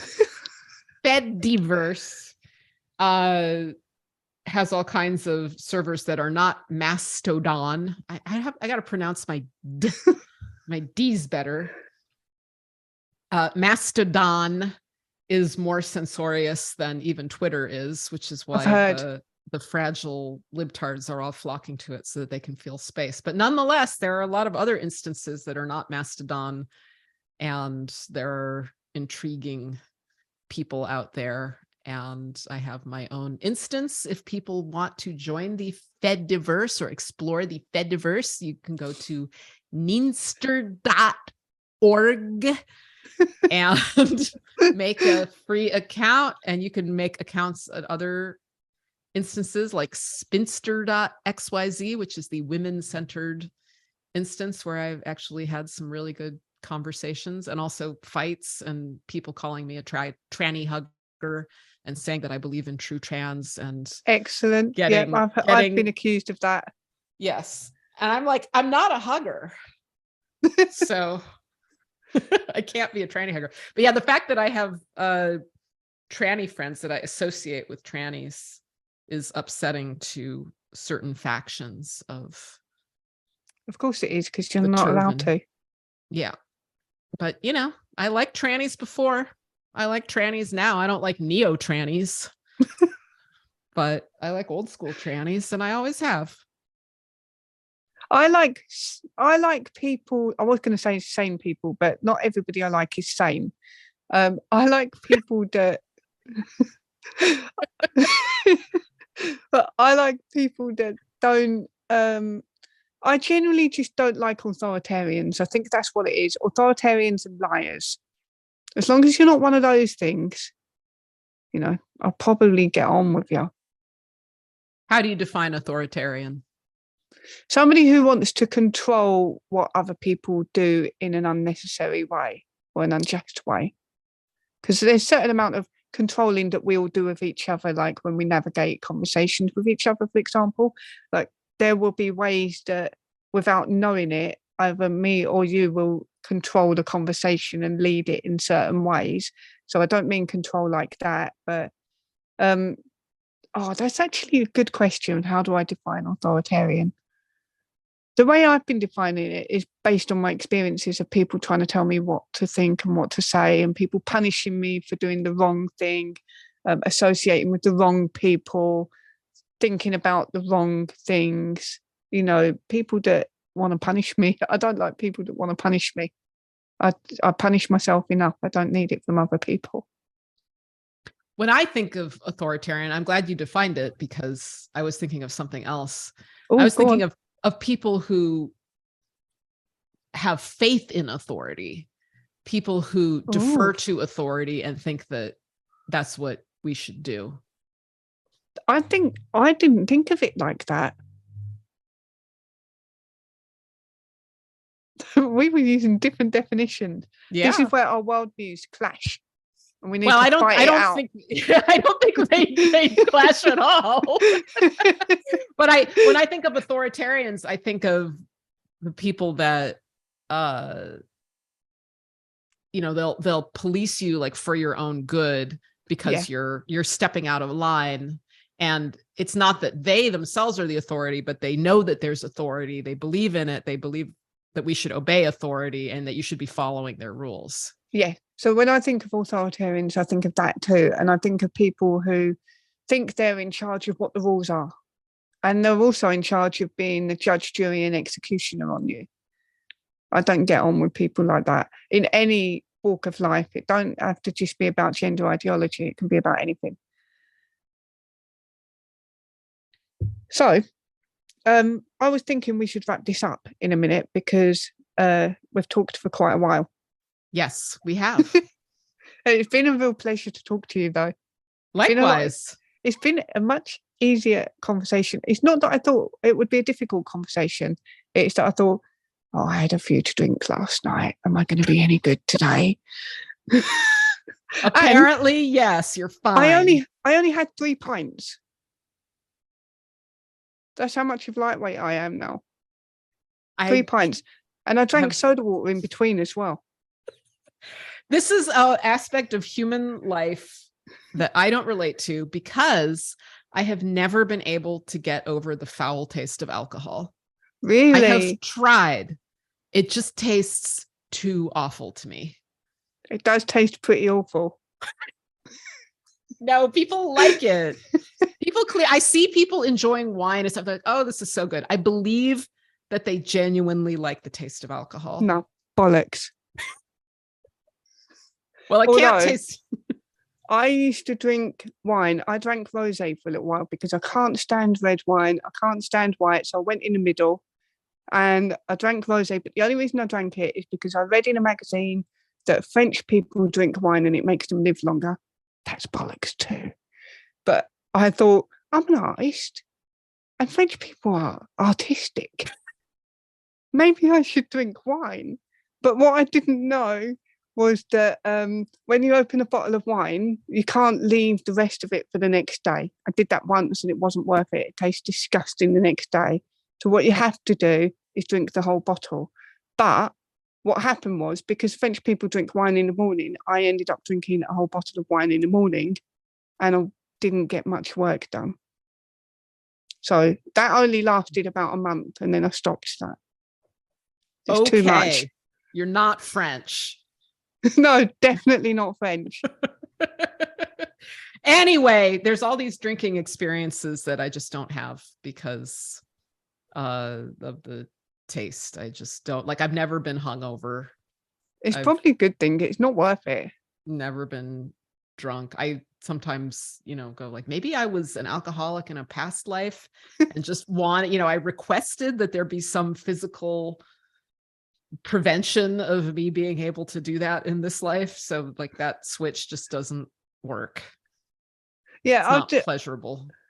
I think as I'm getting older, I'm drinking a lot less, but I think part of that is because I'm in the gym a lot now, and if I drink and I've got the gym the next day, that's a no-go. I can't do it. So that's why I had a drink last night, because I don't have to go to the gym on Sunday, but every other day of the week I go. So, and I haven't had a drink for 2 months, so that's why 3 pints got me off my face. I was rat-arsed. That's what we call it here. Well, that's good. That means that the next time you want to get rat-assed, it will cost you less money than it used to cost you to get rat-assed. Yeah, well, definitely less than 10 years ago. Definitely. Yeah. Well, it's been really lovely talking to you, Nina, and I'm going to wrap it up. Do you have anything you want to say to my audience? They are mostly lovely. And where can people find you? Which you've already kind of said about. Yeah. Well, thank you for listening, lovely audience. And my blog is ninapaley.com. I guess if people want to learn about my work, they should watch my movies. Go to sitasingstheblues.com, I think. I don't know. Look up Sita Sings the Blues. Also, you can see Sadomasochism, my last feature film. That's Sadomasochism. I think it's sitasingstheblues.com and sadomasochism.com. Follow the links from there. Watch my movies. That's what I would like people to do if they want to know more about me. Excellent. Thank you very much. Thank you. All right, we've hit record again because we got onto the true trans topic, and I think we should talk about it. Yeah, so we've both been accused of believing in true trans. And the people that they're accusing us of believing somehow that there are gendered souls trapped in the wrong body, or, that we believe that, some men are like legitimately women and deserve to live as women because their souls or personalities are so somehow womanly that we would accept that or approve of that. And I don't think either one of us believes that. Am I correct? No, I don't believe that. And I didn't appreciate when I did get accused of believing in true trans, because nobody asked me what I believe. So I just got accused of it. Like, this is what you believe. And I was like, you don't get to say what's in my head, which is what I just told you. And I said as well, like, I don't believe in trans as a thing. So I don't believe there's a separate category of humans that are trans. But I do believe there are people that are going through shit and that we've labelled them trans for some reason. The reasons behind that, the history of that goes back, doesn't it? Like, there's the was it Dr. Money that did those experiments on the boys? So we've got nefarious reasons behind it, and then obviously now we've got like things like big pharma and the fashion industry behind trans as a thing. And I don't think that's like an evil master plan that's just been executed perfectly. I think these are things that have just fallen in place along the way, and people are taking advantage of this new thing called trans. But I don't believe it. I don't believe that there's separate humans that exist that are not male or not female, or that are in somehow another category. Now, I do believe that there are extreme body modifications that effectively do put you in a kind of other category, physically, right? Like eunuchs. Is that the one where they're like castrated when they're little boys? Yes.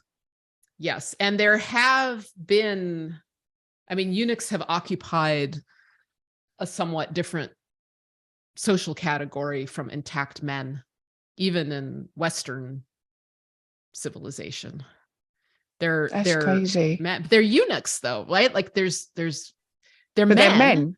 Right. They're men. They're in the class of men, but they're a distinctive subset of men. Like, I think that's. Are they a subset of men?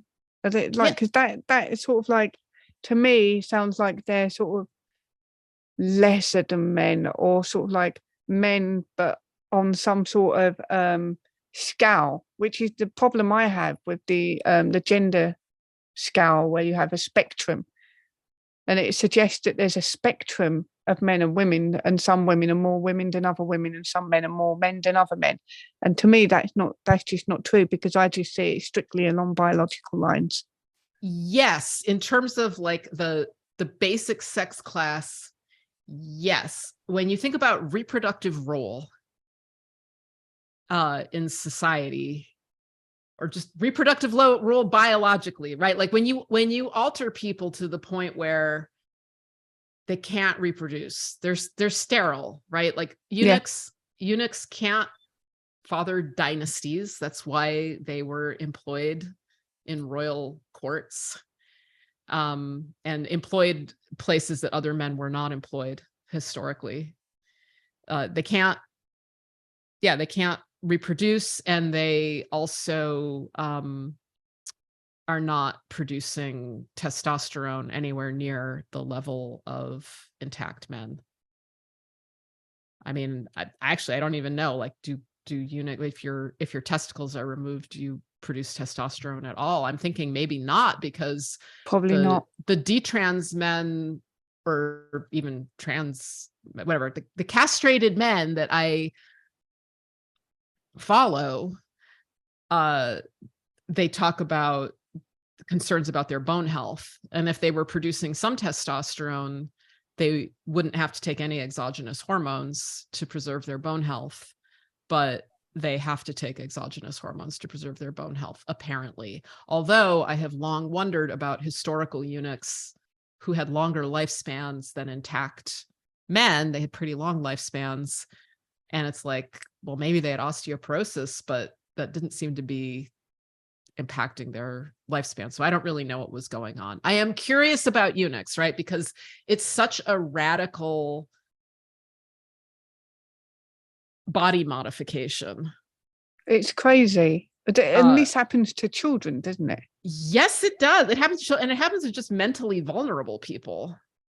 I mean, that's something that Tulip, do you follow Tulip online? Yeah. Or Richie, I guess.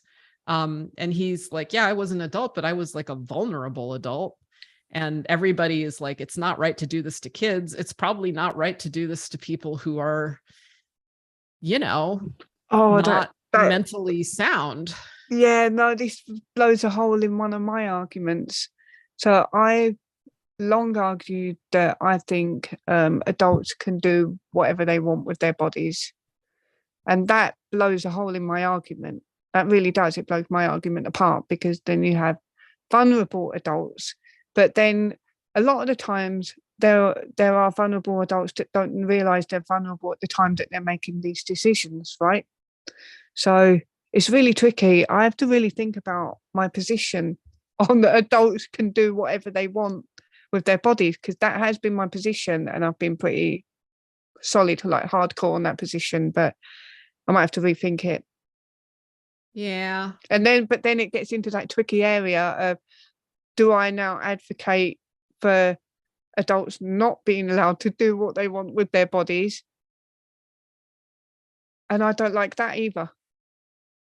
I mean, I guess what people want ideally is just safeguarding, right? Yes.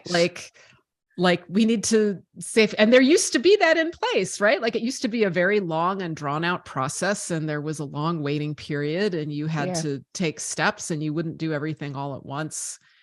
But that's the narrative around that now, is that that's dehumanizing and degrading and discriminatory. Yes, I know.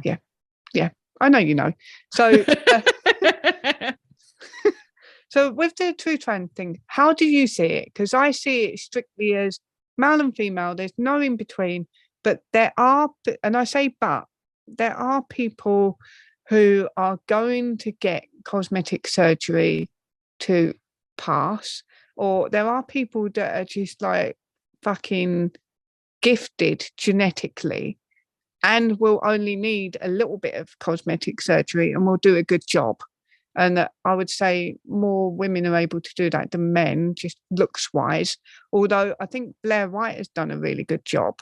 But he might be genetically gifted as well, like genetically blessed. Well, he also controls his lighting. Like we haven't seen Blair White in real life. Great at makeup. Yeah. So you know, and that's the other thing. On the internet, we're able to be a lot more deceptive than in real life. So we're like able to deceive each other more. Even the Kardashians, like, filter and edit their videos and their body shape and their faces on their photos on Instagram, even though I would argue that they probably don't need to. Even in real life, they probably look better than the average person. I don't know. But with the true trans thing, I've always been of the opinion that I don't believe in true trans because I don't believe in trans as a separate category of person. I don't think me being okay with people who are not trying to force me to believe in their ideology or force me into another version of a made-up reality. I don't think me being okay with people that are not doing that means I believe in true trans. I think I can get on with people and not believe in everything they believe in. Yes. So the question is, I don't believe in true trans. I do believe that extreme body modifications that are irreversible change a person's life. And they don't change their sex. There's no way to change sex, but there are these really intense, irreversible medical interventions that, like, you can't detransition from. No.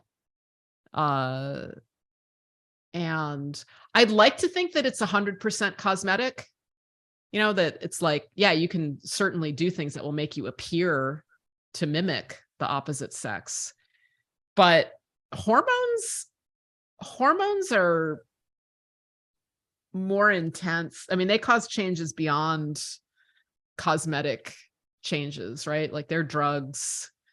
Hormones are, you shouldn't fuck with hormones. No, hormones are fucking dangerous. Like, you shouldn't fuck with hormones. I don't know if you know, because I tell everybody this, but I've got PCOS, which is polycystic ovaries. Well, look at that. You're intersex. Fucking hate that argument so much. It's bullshit. Yes, I know. But like, one of the side effects of PCOS is naturally raised testosterone levels, and mine are ever so slightly raised, but it wreaks havoc on your body. But it's not just physical, and it's not just internal. Like one of the things that happens because of my increased testosterone is that I'm producing excess insulin, and then I can become insulin resistant. So, and that's my body trying to counteract the testosterone. But all of that has psychological effects. Like, you'll see it all the time online. There's these PCOS experts, and all they talk about all the time is increased anxiety, increased depression, raised cortisol levels that are really hard to bring back down. And I experienced that as well. Like, the stress hormones are constantly flowing, so you're always on edge. And one of the ways I'm balancing that is with weightlifting and trying to eat right. And also there's emotional regulation issues. So some people find it difficult to regulate their emotions if they've got PCOS. And that's all just from having a naturally slightly raised testosterone level. I can't imagine what injecting 40 to 50 times what a normal man has in his body into a teenage girl does. It's going to be crazy. It's going to, and same with the boys or the men, the estrogen, that's going to be nuts. It's doing something to people, and I'm not convinced we know exactly what it is, but definitely I have wondered, because I think I've had PCOS since I was a teenager, and I do have the symptoms that I started early. So I started my period when I was 10 or 11, about 10 or 11, and so I started way before everybody else.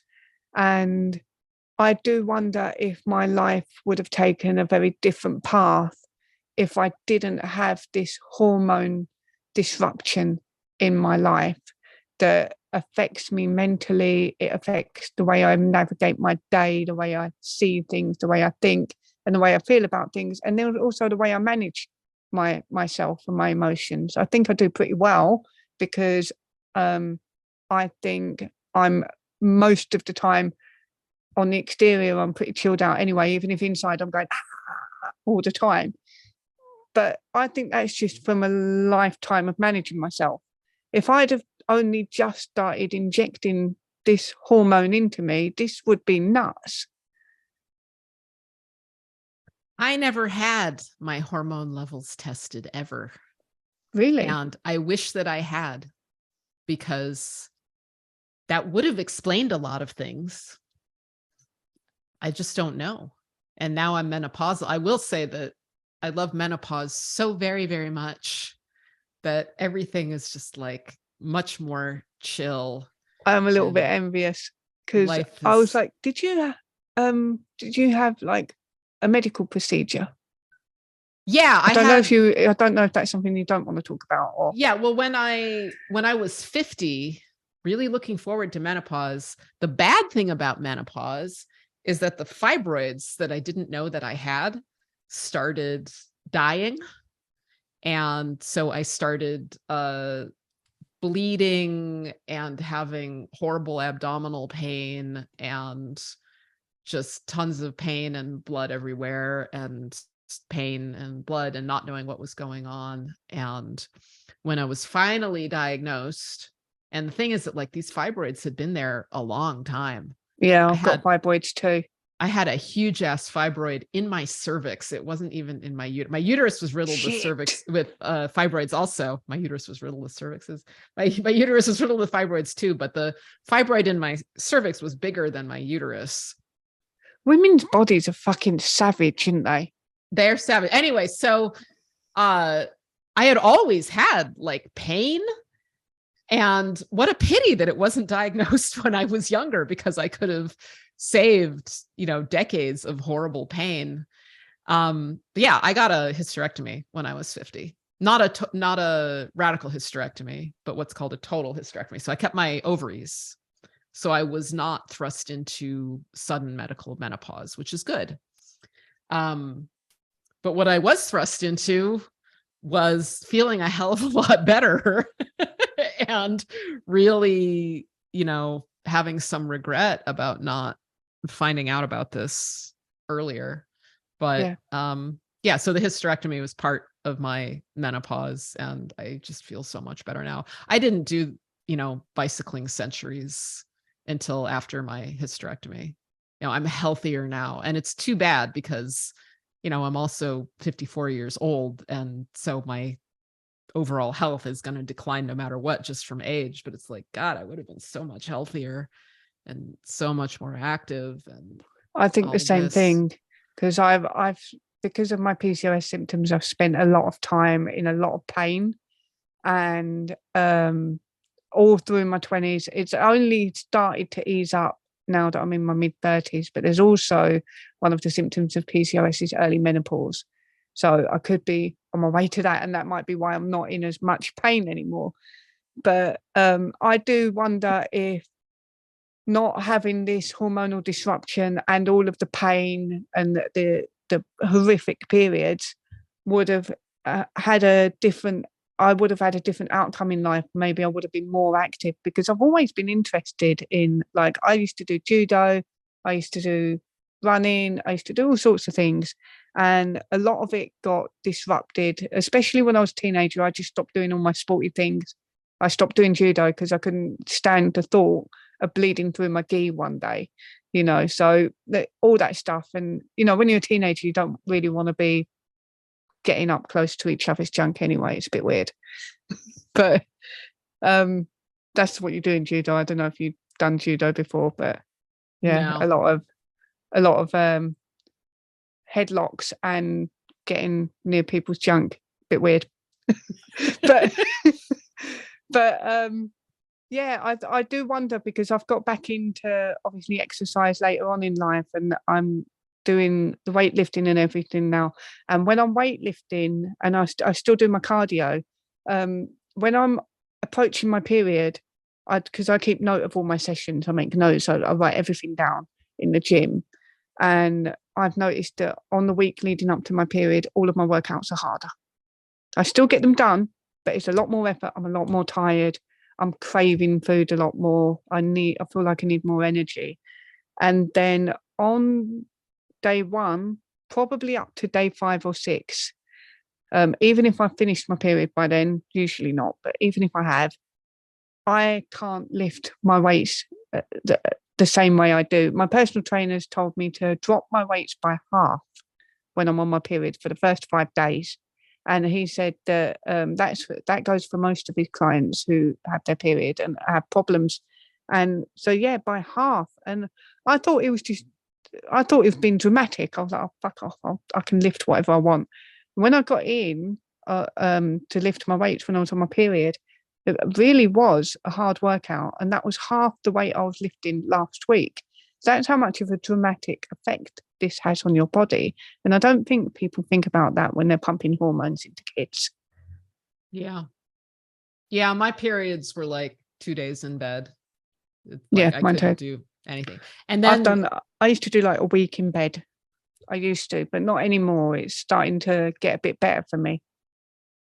And I remember not too long ago, I was on the East Coast speaking at a college, and I was also really irregular. So like, what happens when, like that day I need to, bike 6 miles to the train station across Manhattan and then take a train to Philadelphia and then, go somewhere and then teach, do a guest lecture. What happens? Oh, my period starts. And then, what happens at the same time? My nose is bleeding. So I'm biking across Manhattan with a pad, menstruating. This is before I got into recumbent bicycles, having cramps that are like killing me and just want to sleep. And, I get to this thing and I'm like, it was I've awful. been like that. It's so horrible. And that's why I said, like, I quit a lot of the things I was doing, things like judo and stuff like that, because I was irregular for so long. I've only just started getting regular like in the last 2 years, but for so long. And it was just totally unpredictable. And I was like you'd be out doing something and then all of a sudden your world stops. And like I had the same as you, like you want to go to sleep, you want to pass out. And it's not even just like you're tired. Do you get the feeling like everything's heavy? It's like you've been drugged and you're about to, like before you go into surgery and you drift off. That's what it feels like. Yes, good description. Not that I've had a lot of surgeries, but that's how potent hormones are, right? Because I imagine that feeling that you get when you're about to go to sleep, that's some sort of a rush of some sort of hormones have been flushed. Something's gone on. I'm not a scientist, so I don't know. I'm making it up. We're not endocrinologists here, but I wish you a happy menopause. There is a reason that the main superhero of the comic I'm doing is Menopausal Woman, is because it actually feels like a superpower to me, right? To me. It might to you also. Women who did not have nightmares in their fertility, who didn't have horrible periods and didn't have fibroids everywhere and all that stuff. Maybe menopause is a bummer for them, but I love it. Yeah, I'm looking forward to it. Leveling up. So I mean, that's also like a radical change, right? When trans activists are making this argument about sex, and you can change sex, and sex is just a collection of, sexual characteristics and stuff like that. It's like, it's true. I can't do reproductive labor. And it's even visible, right? Because I'm old and, we can register age almost as quickly as we register sex. We can also hide age with makeup and stuff like that. I was going to say, because I don't register age very well. Like everybody who's under the age of 20 looks the same to me. Well, yes. Well, no, not when there's babies. Babies look younger. Yeah, they look like babies. This is my brain. Baby, toddlers, children. And that's it. And then there's adults. And there's a little bit in between, but I can't tell you how old they are. I mean, we don't know how old they are, but like, I look so different. Like my lips have gotten thin. I look at these pictures of me when I was younger, and I had these like full lips that were also like red. Like people thought I was wearing lipstick all the time. I didn't wear lipstick. And they're like, oh, that matches your lipstick. It's like, I'm not wearing lipstick. And now it's like they're sort of pale and thin and, like it just changes, right? So you have like all these little changes happening and you can tell. Yeah, I suppose so. When someone is over a certain age. I've never had lips really. So this one especially, this is going to disappear soon. It already is. But it's nearly gone. You can get a bit of tape and you can tape it up like that. But I might look a bit funny. So. Oh yeah, my teeth, my gums are receding, not because my teeth are very healthy, but just genetically in my family, our gums recede. And so like now I see myself smiling and it's like, it does not look like it used to. Well, look. You could have got away with that because I can't see it on the screen. So you could have got away with not telling anyone that and nobody would have known. Well, yeah, but you know what? You see yourself in the mirror every day. Yeah, of course. Another thing, I see everything in the mirror. Everything. I'm like, oh my God, there's like a universe growing on my face. What's wrong with it? And then I go on camera and I'm like, oh, I look like an influencer. It's pretty good. And then I get really scared about meeting people in real life because I'm like, what if they look at me up close and they realize it's not what it looks like online? I hear you're tall. I'm a fucking giant. I'm so tall, it's unreal. How tall are you? 5'9". That's pretty tall. Yeah, that's above average height. It's not, I don't think I'm excessively tall, but I'm much taller than people think I am. And I've got a theory about this. I don't know if you've been to England recently, but English turfs are tiny. They all are. They're like legitimately tiny. That's true. Kelly J. Keane is small. She's short. She's like petite. A little Polly Pocket. a Polly Pocket with lots of opinions.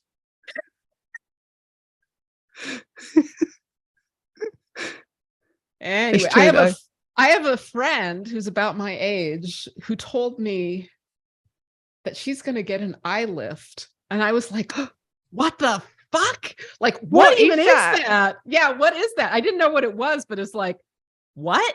And she's like, yeah, they go in here and they take this out and then they, take a little out there. And it's like, she's getting make your eyebrows up.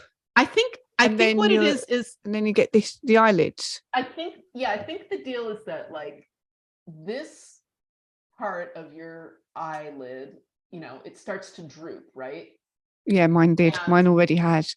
It's got like 10 folds in it. Yeah, so it has like folds, and you get those folds removed so that your eyelids are like, so that there's. So they're like that. Just go like that more. Hanging. Exactly. Which is why people with facelifts sort of look like this. I don't know. I've got really big. I've got like extraordinarily big eyelids. They're massive. Look at them. Look. They're like the size of bum cheeks. Oh no, but see, they're so big. They're supposed to be. That's are they considered attractive? But anyway, she was saying this, and I was like, I must be extraordinarily beautiful or something, because when I look at my face, I don't think about cutting parts off of it. I don't think about paying someone to put knives in it to change it. And do you know why people do? What? Because you can go on your phone, right? And you can get all the apps and you go on there and the apps change your face. They're like, even if you're just going on there to make your skin a bit smoother, because I think this is this little conspiracy theory of mine, get your tin foil hat on. Nearly said tin fat on, but not the same thing. These phones, the iPhone, has an extraordinarily detailed camera that has like thousands and thousands of pixels in it, right? So it takes photos of your face with details of your skin that even you haven't noticed in the mirror. Even on your worst day, when you're like about to have your period and there's no snacks in the house and you're looking in the mirror and you're just thinking, why can't I get out of bed? This is awful. That's probably not a normal person's experience. But anyway, even on your worst day when you look in the mirror and you can see everything, this iPhone will pick up that times 10. And so you see everything in the photo, especially if you zoom in, you can see absolutely everything. Then you have to download an app to make your skin smoother. which I don't mind, because my theory is that people don't see you the way you do in the mirror. So when you look in the mirror and you're looking at everything, other people don't see you that way. They're not looking at all the details on your face like that unless they're this close to you and they're probably about to kiss you, and in which case you both close your eyes. That's a polite thing to do.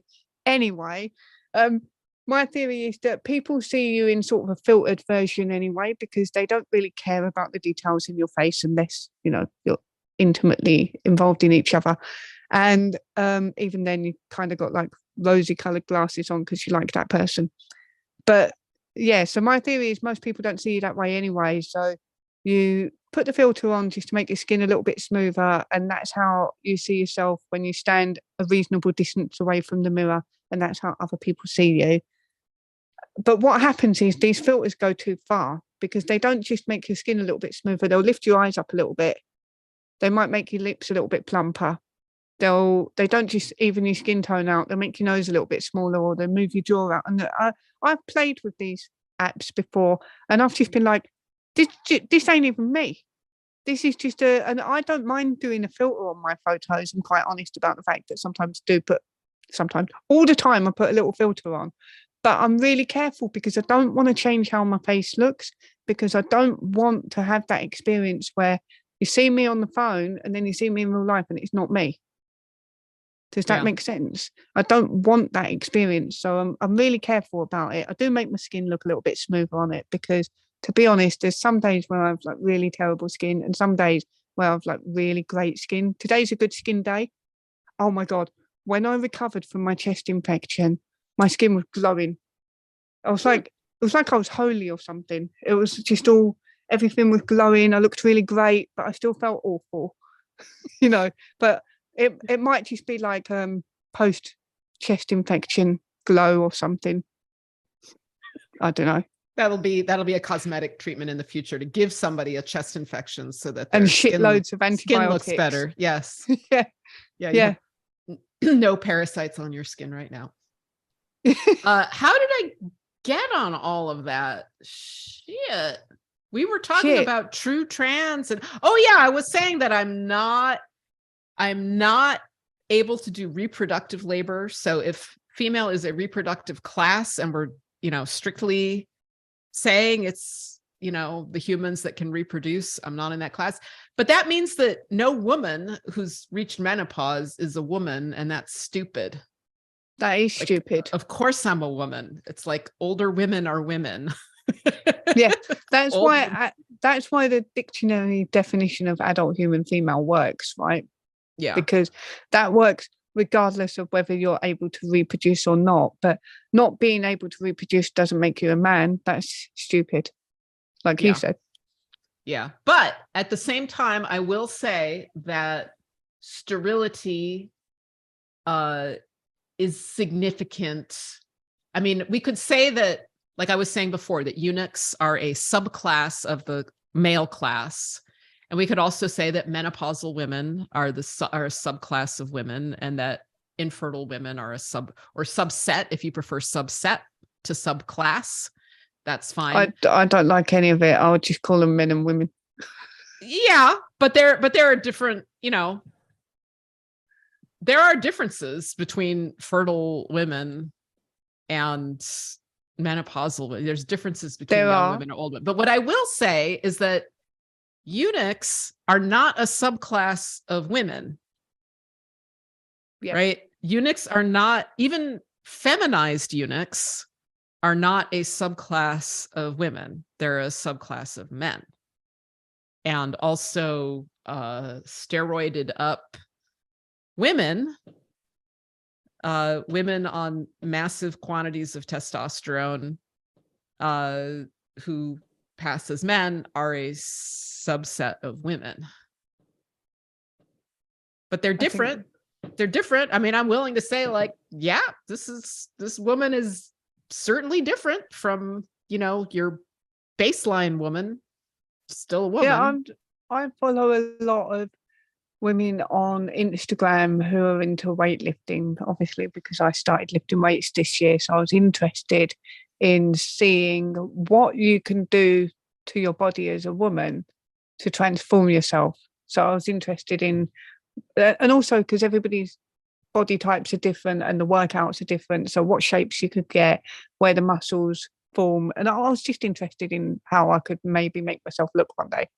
And I started following all these accounts, looking at their workouts. And what I've noticed is that a significant amount of female weightlifters on Instagram are now starting. What they do, first of all, they say they're non-binary. They first say they're she, her, they're non-binary, they, them. And then they're a he, him, they, them.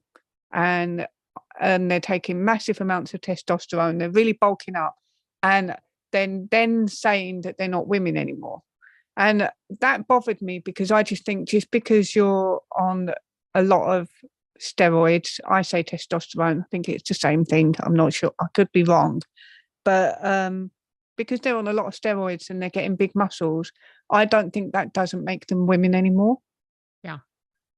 So it bothered me that people were doing that. And also my mind went to, if I was a teenage girl right now and I wanted to get into fitness, and this is all I see is all the fitness women are calling themselves men, I would then feel pressured to go down the same route because I can't just be a muscly woman.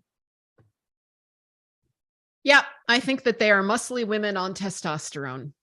And Buck Angel, who I really like, I really enjoyed talking to Buck Angel. I also ideologically, even though Buck Angel,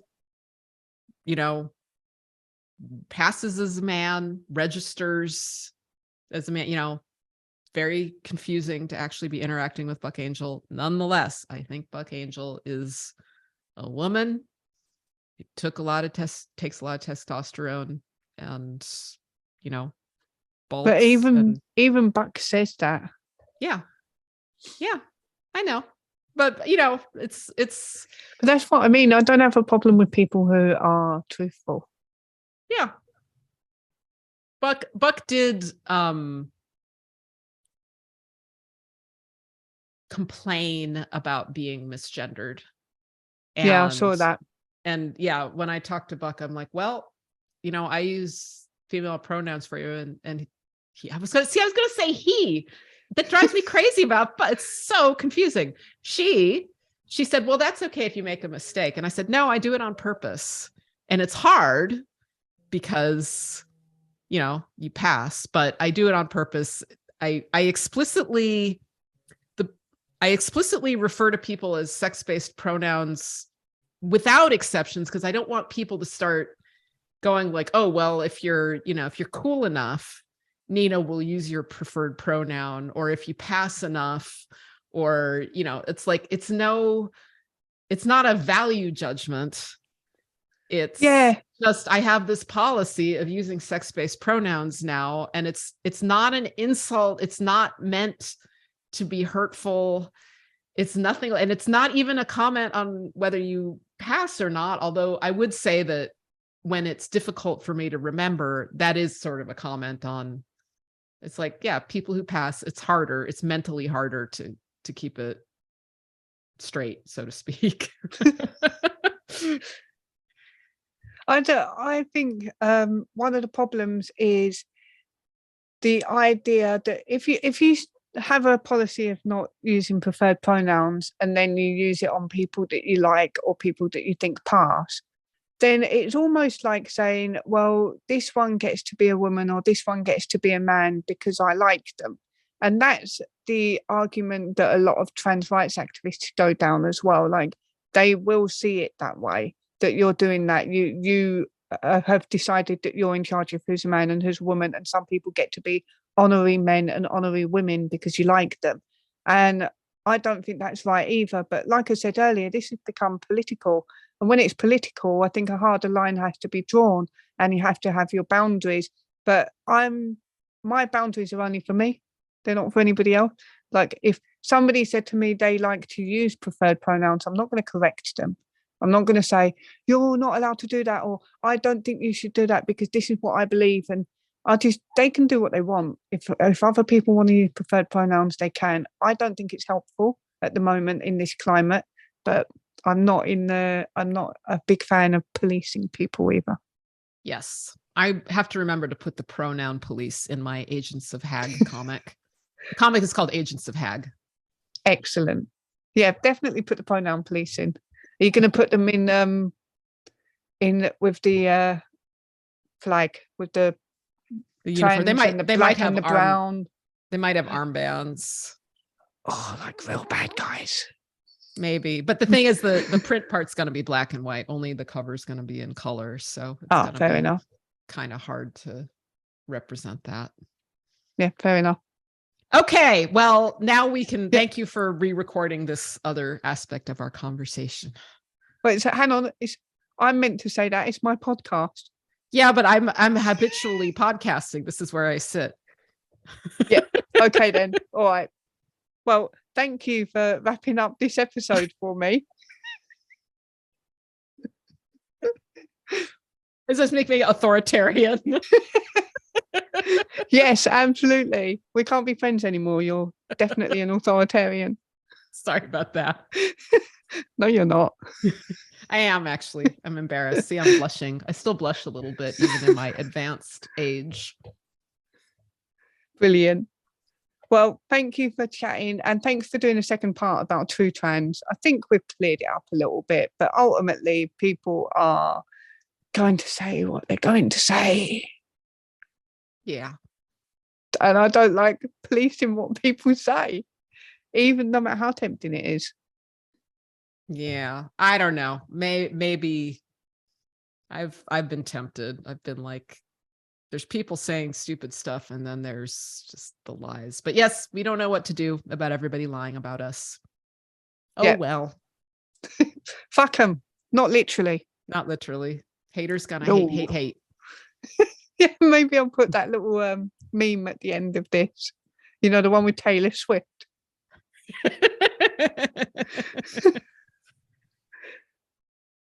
I don't want to say anything. I don't want to say bye again, because then I feel like I'm ending your podcast. Although really, there's a part of me that's trying to say, bye, TERFs and trannies. Thanks for listening. You can do that. Go on. You just did it. Do it again. Okay. Bye, TERFs and trannies. Thanks for listening. Perfect. Early in the morning, as the sun comes up, I just wanna have a cup. There's one drink, that's the one for me. Won't you please make me a cup of tea?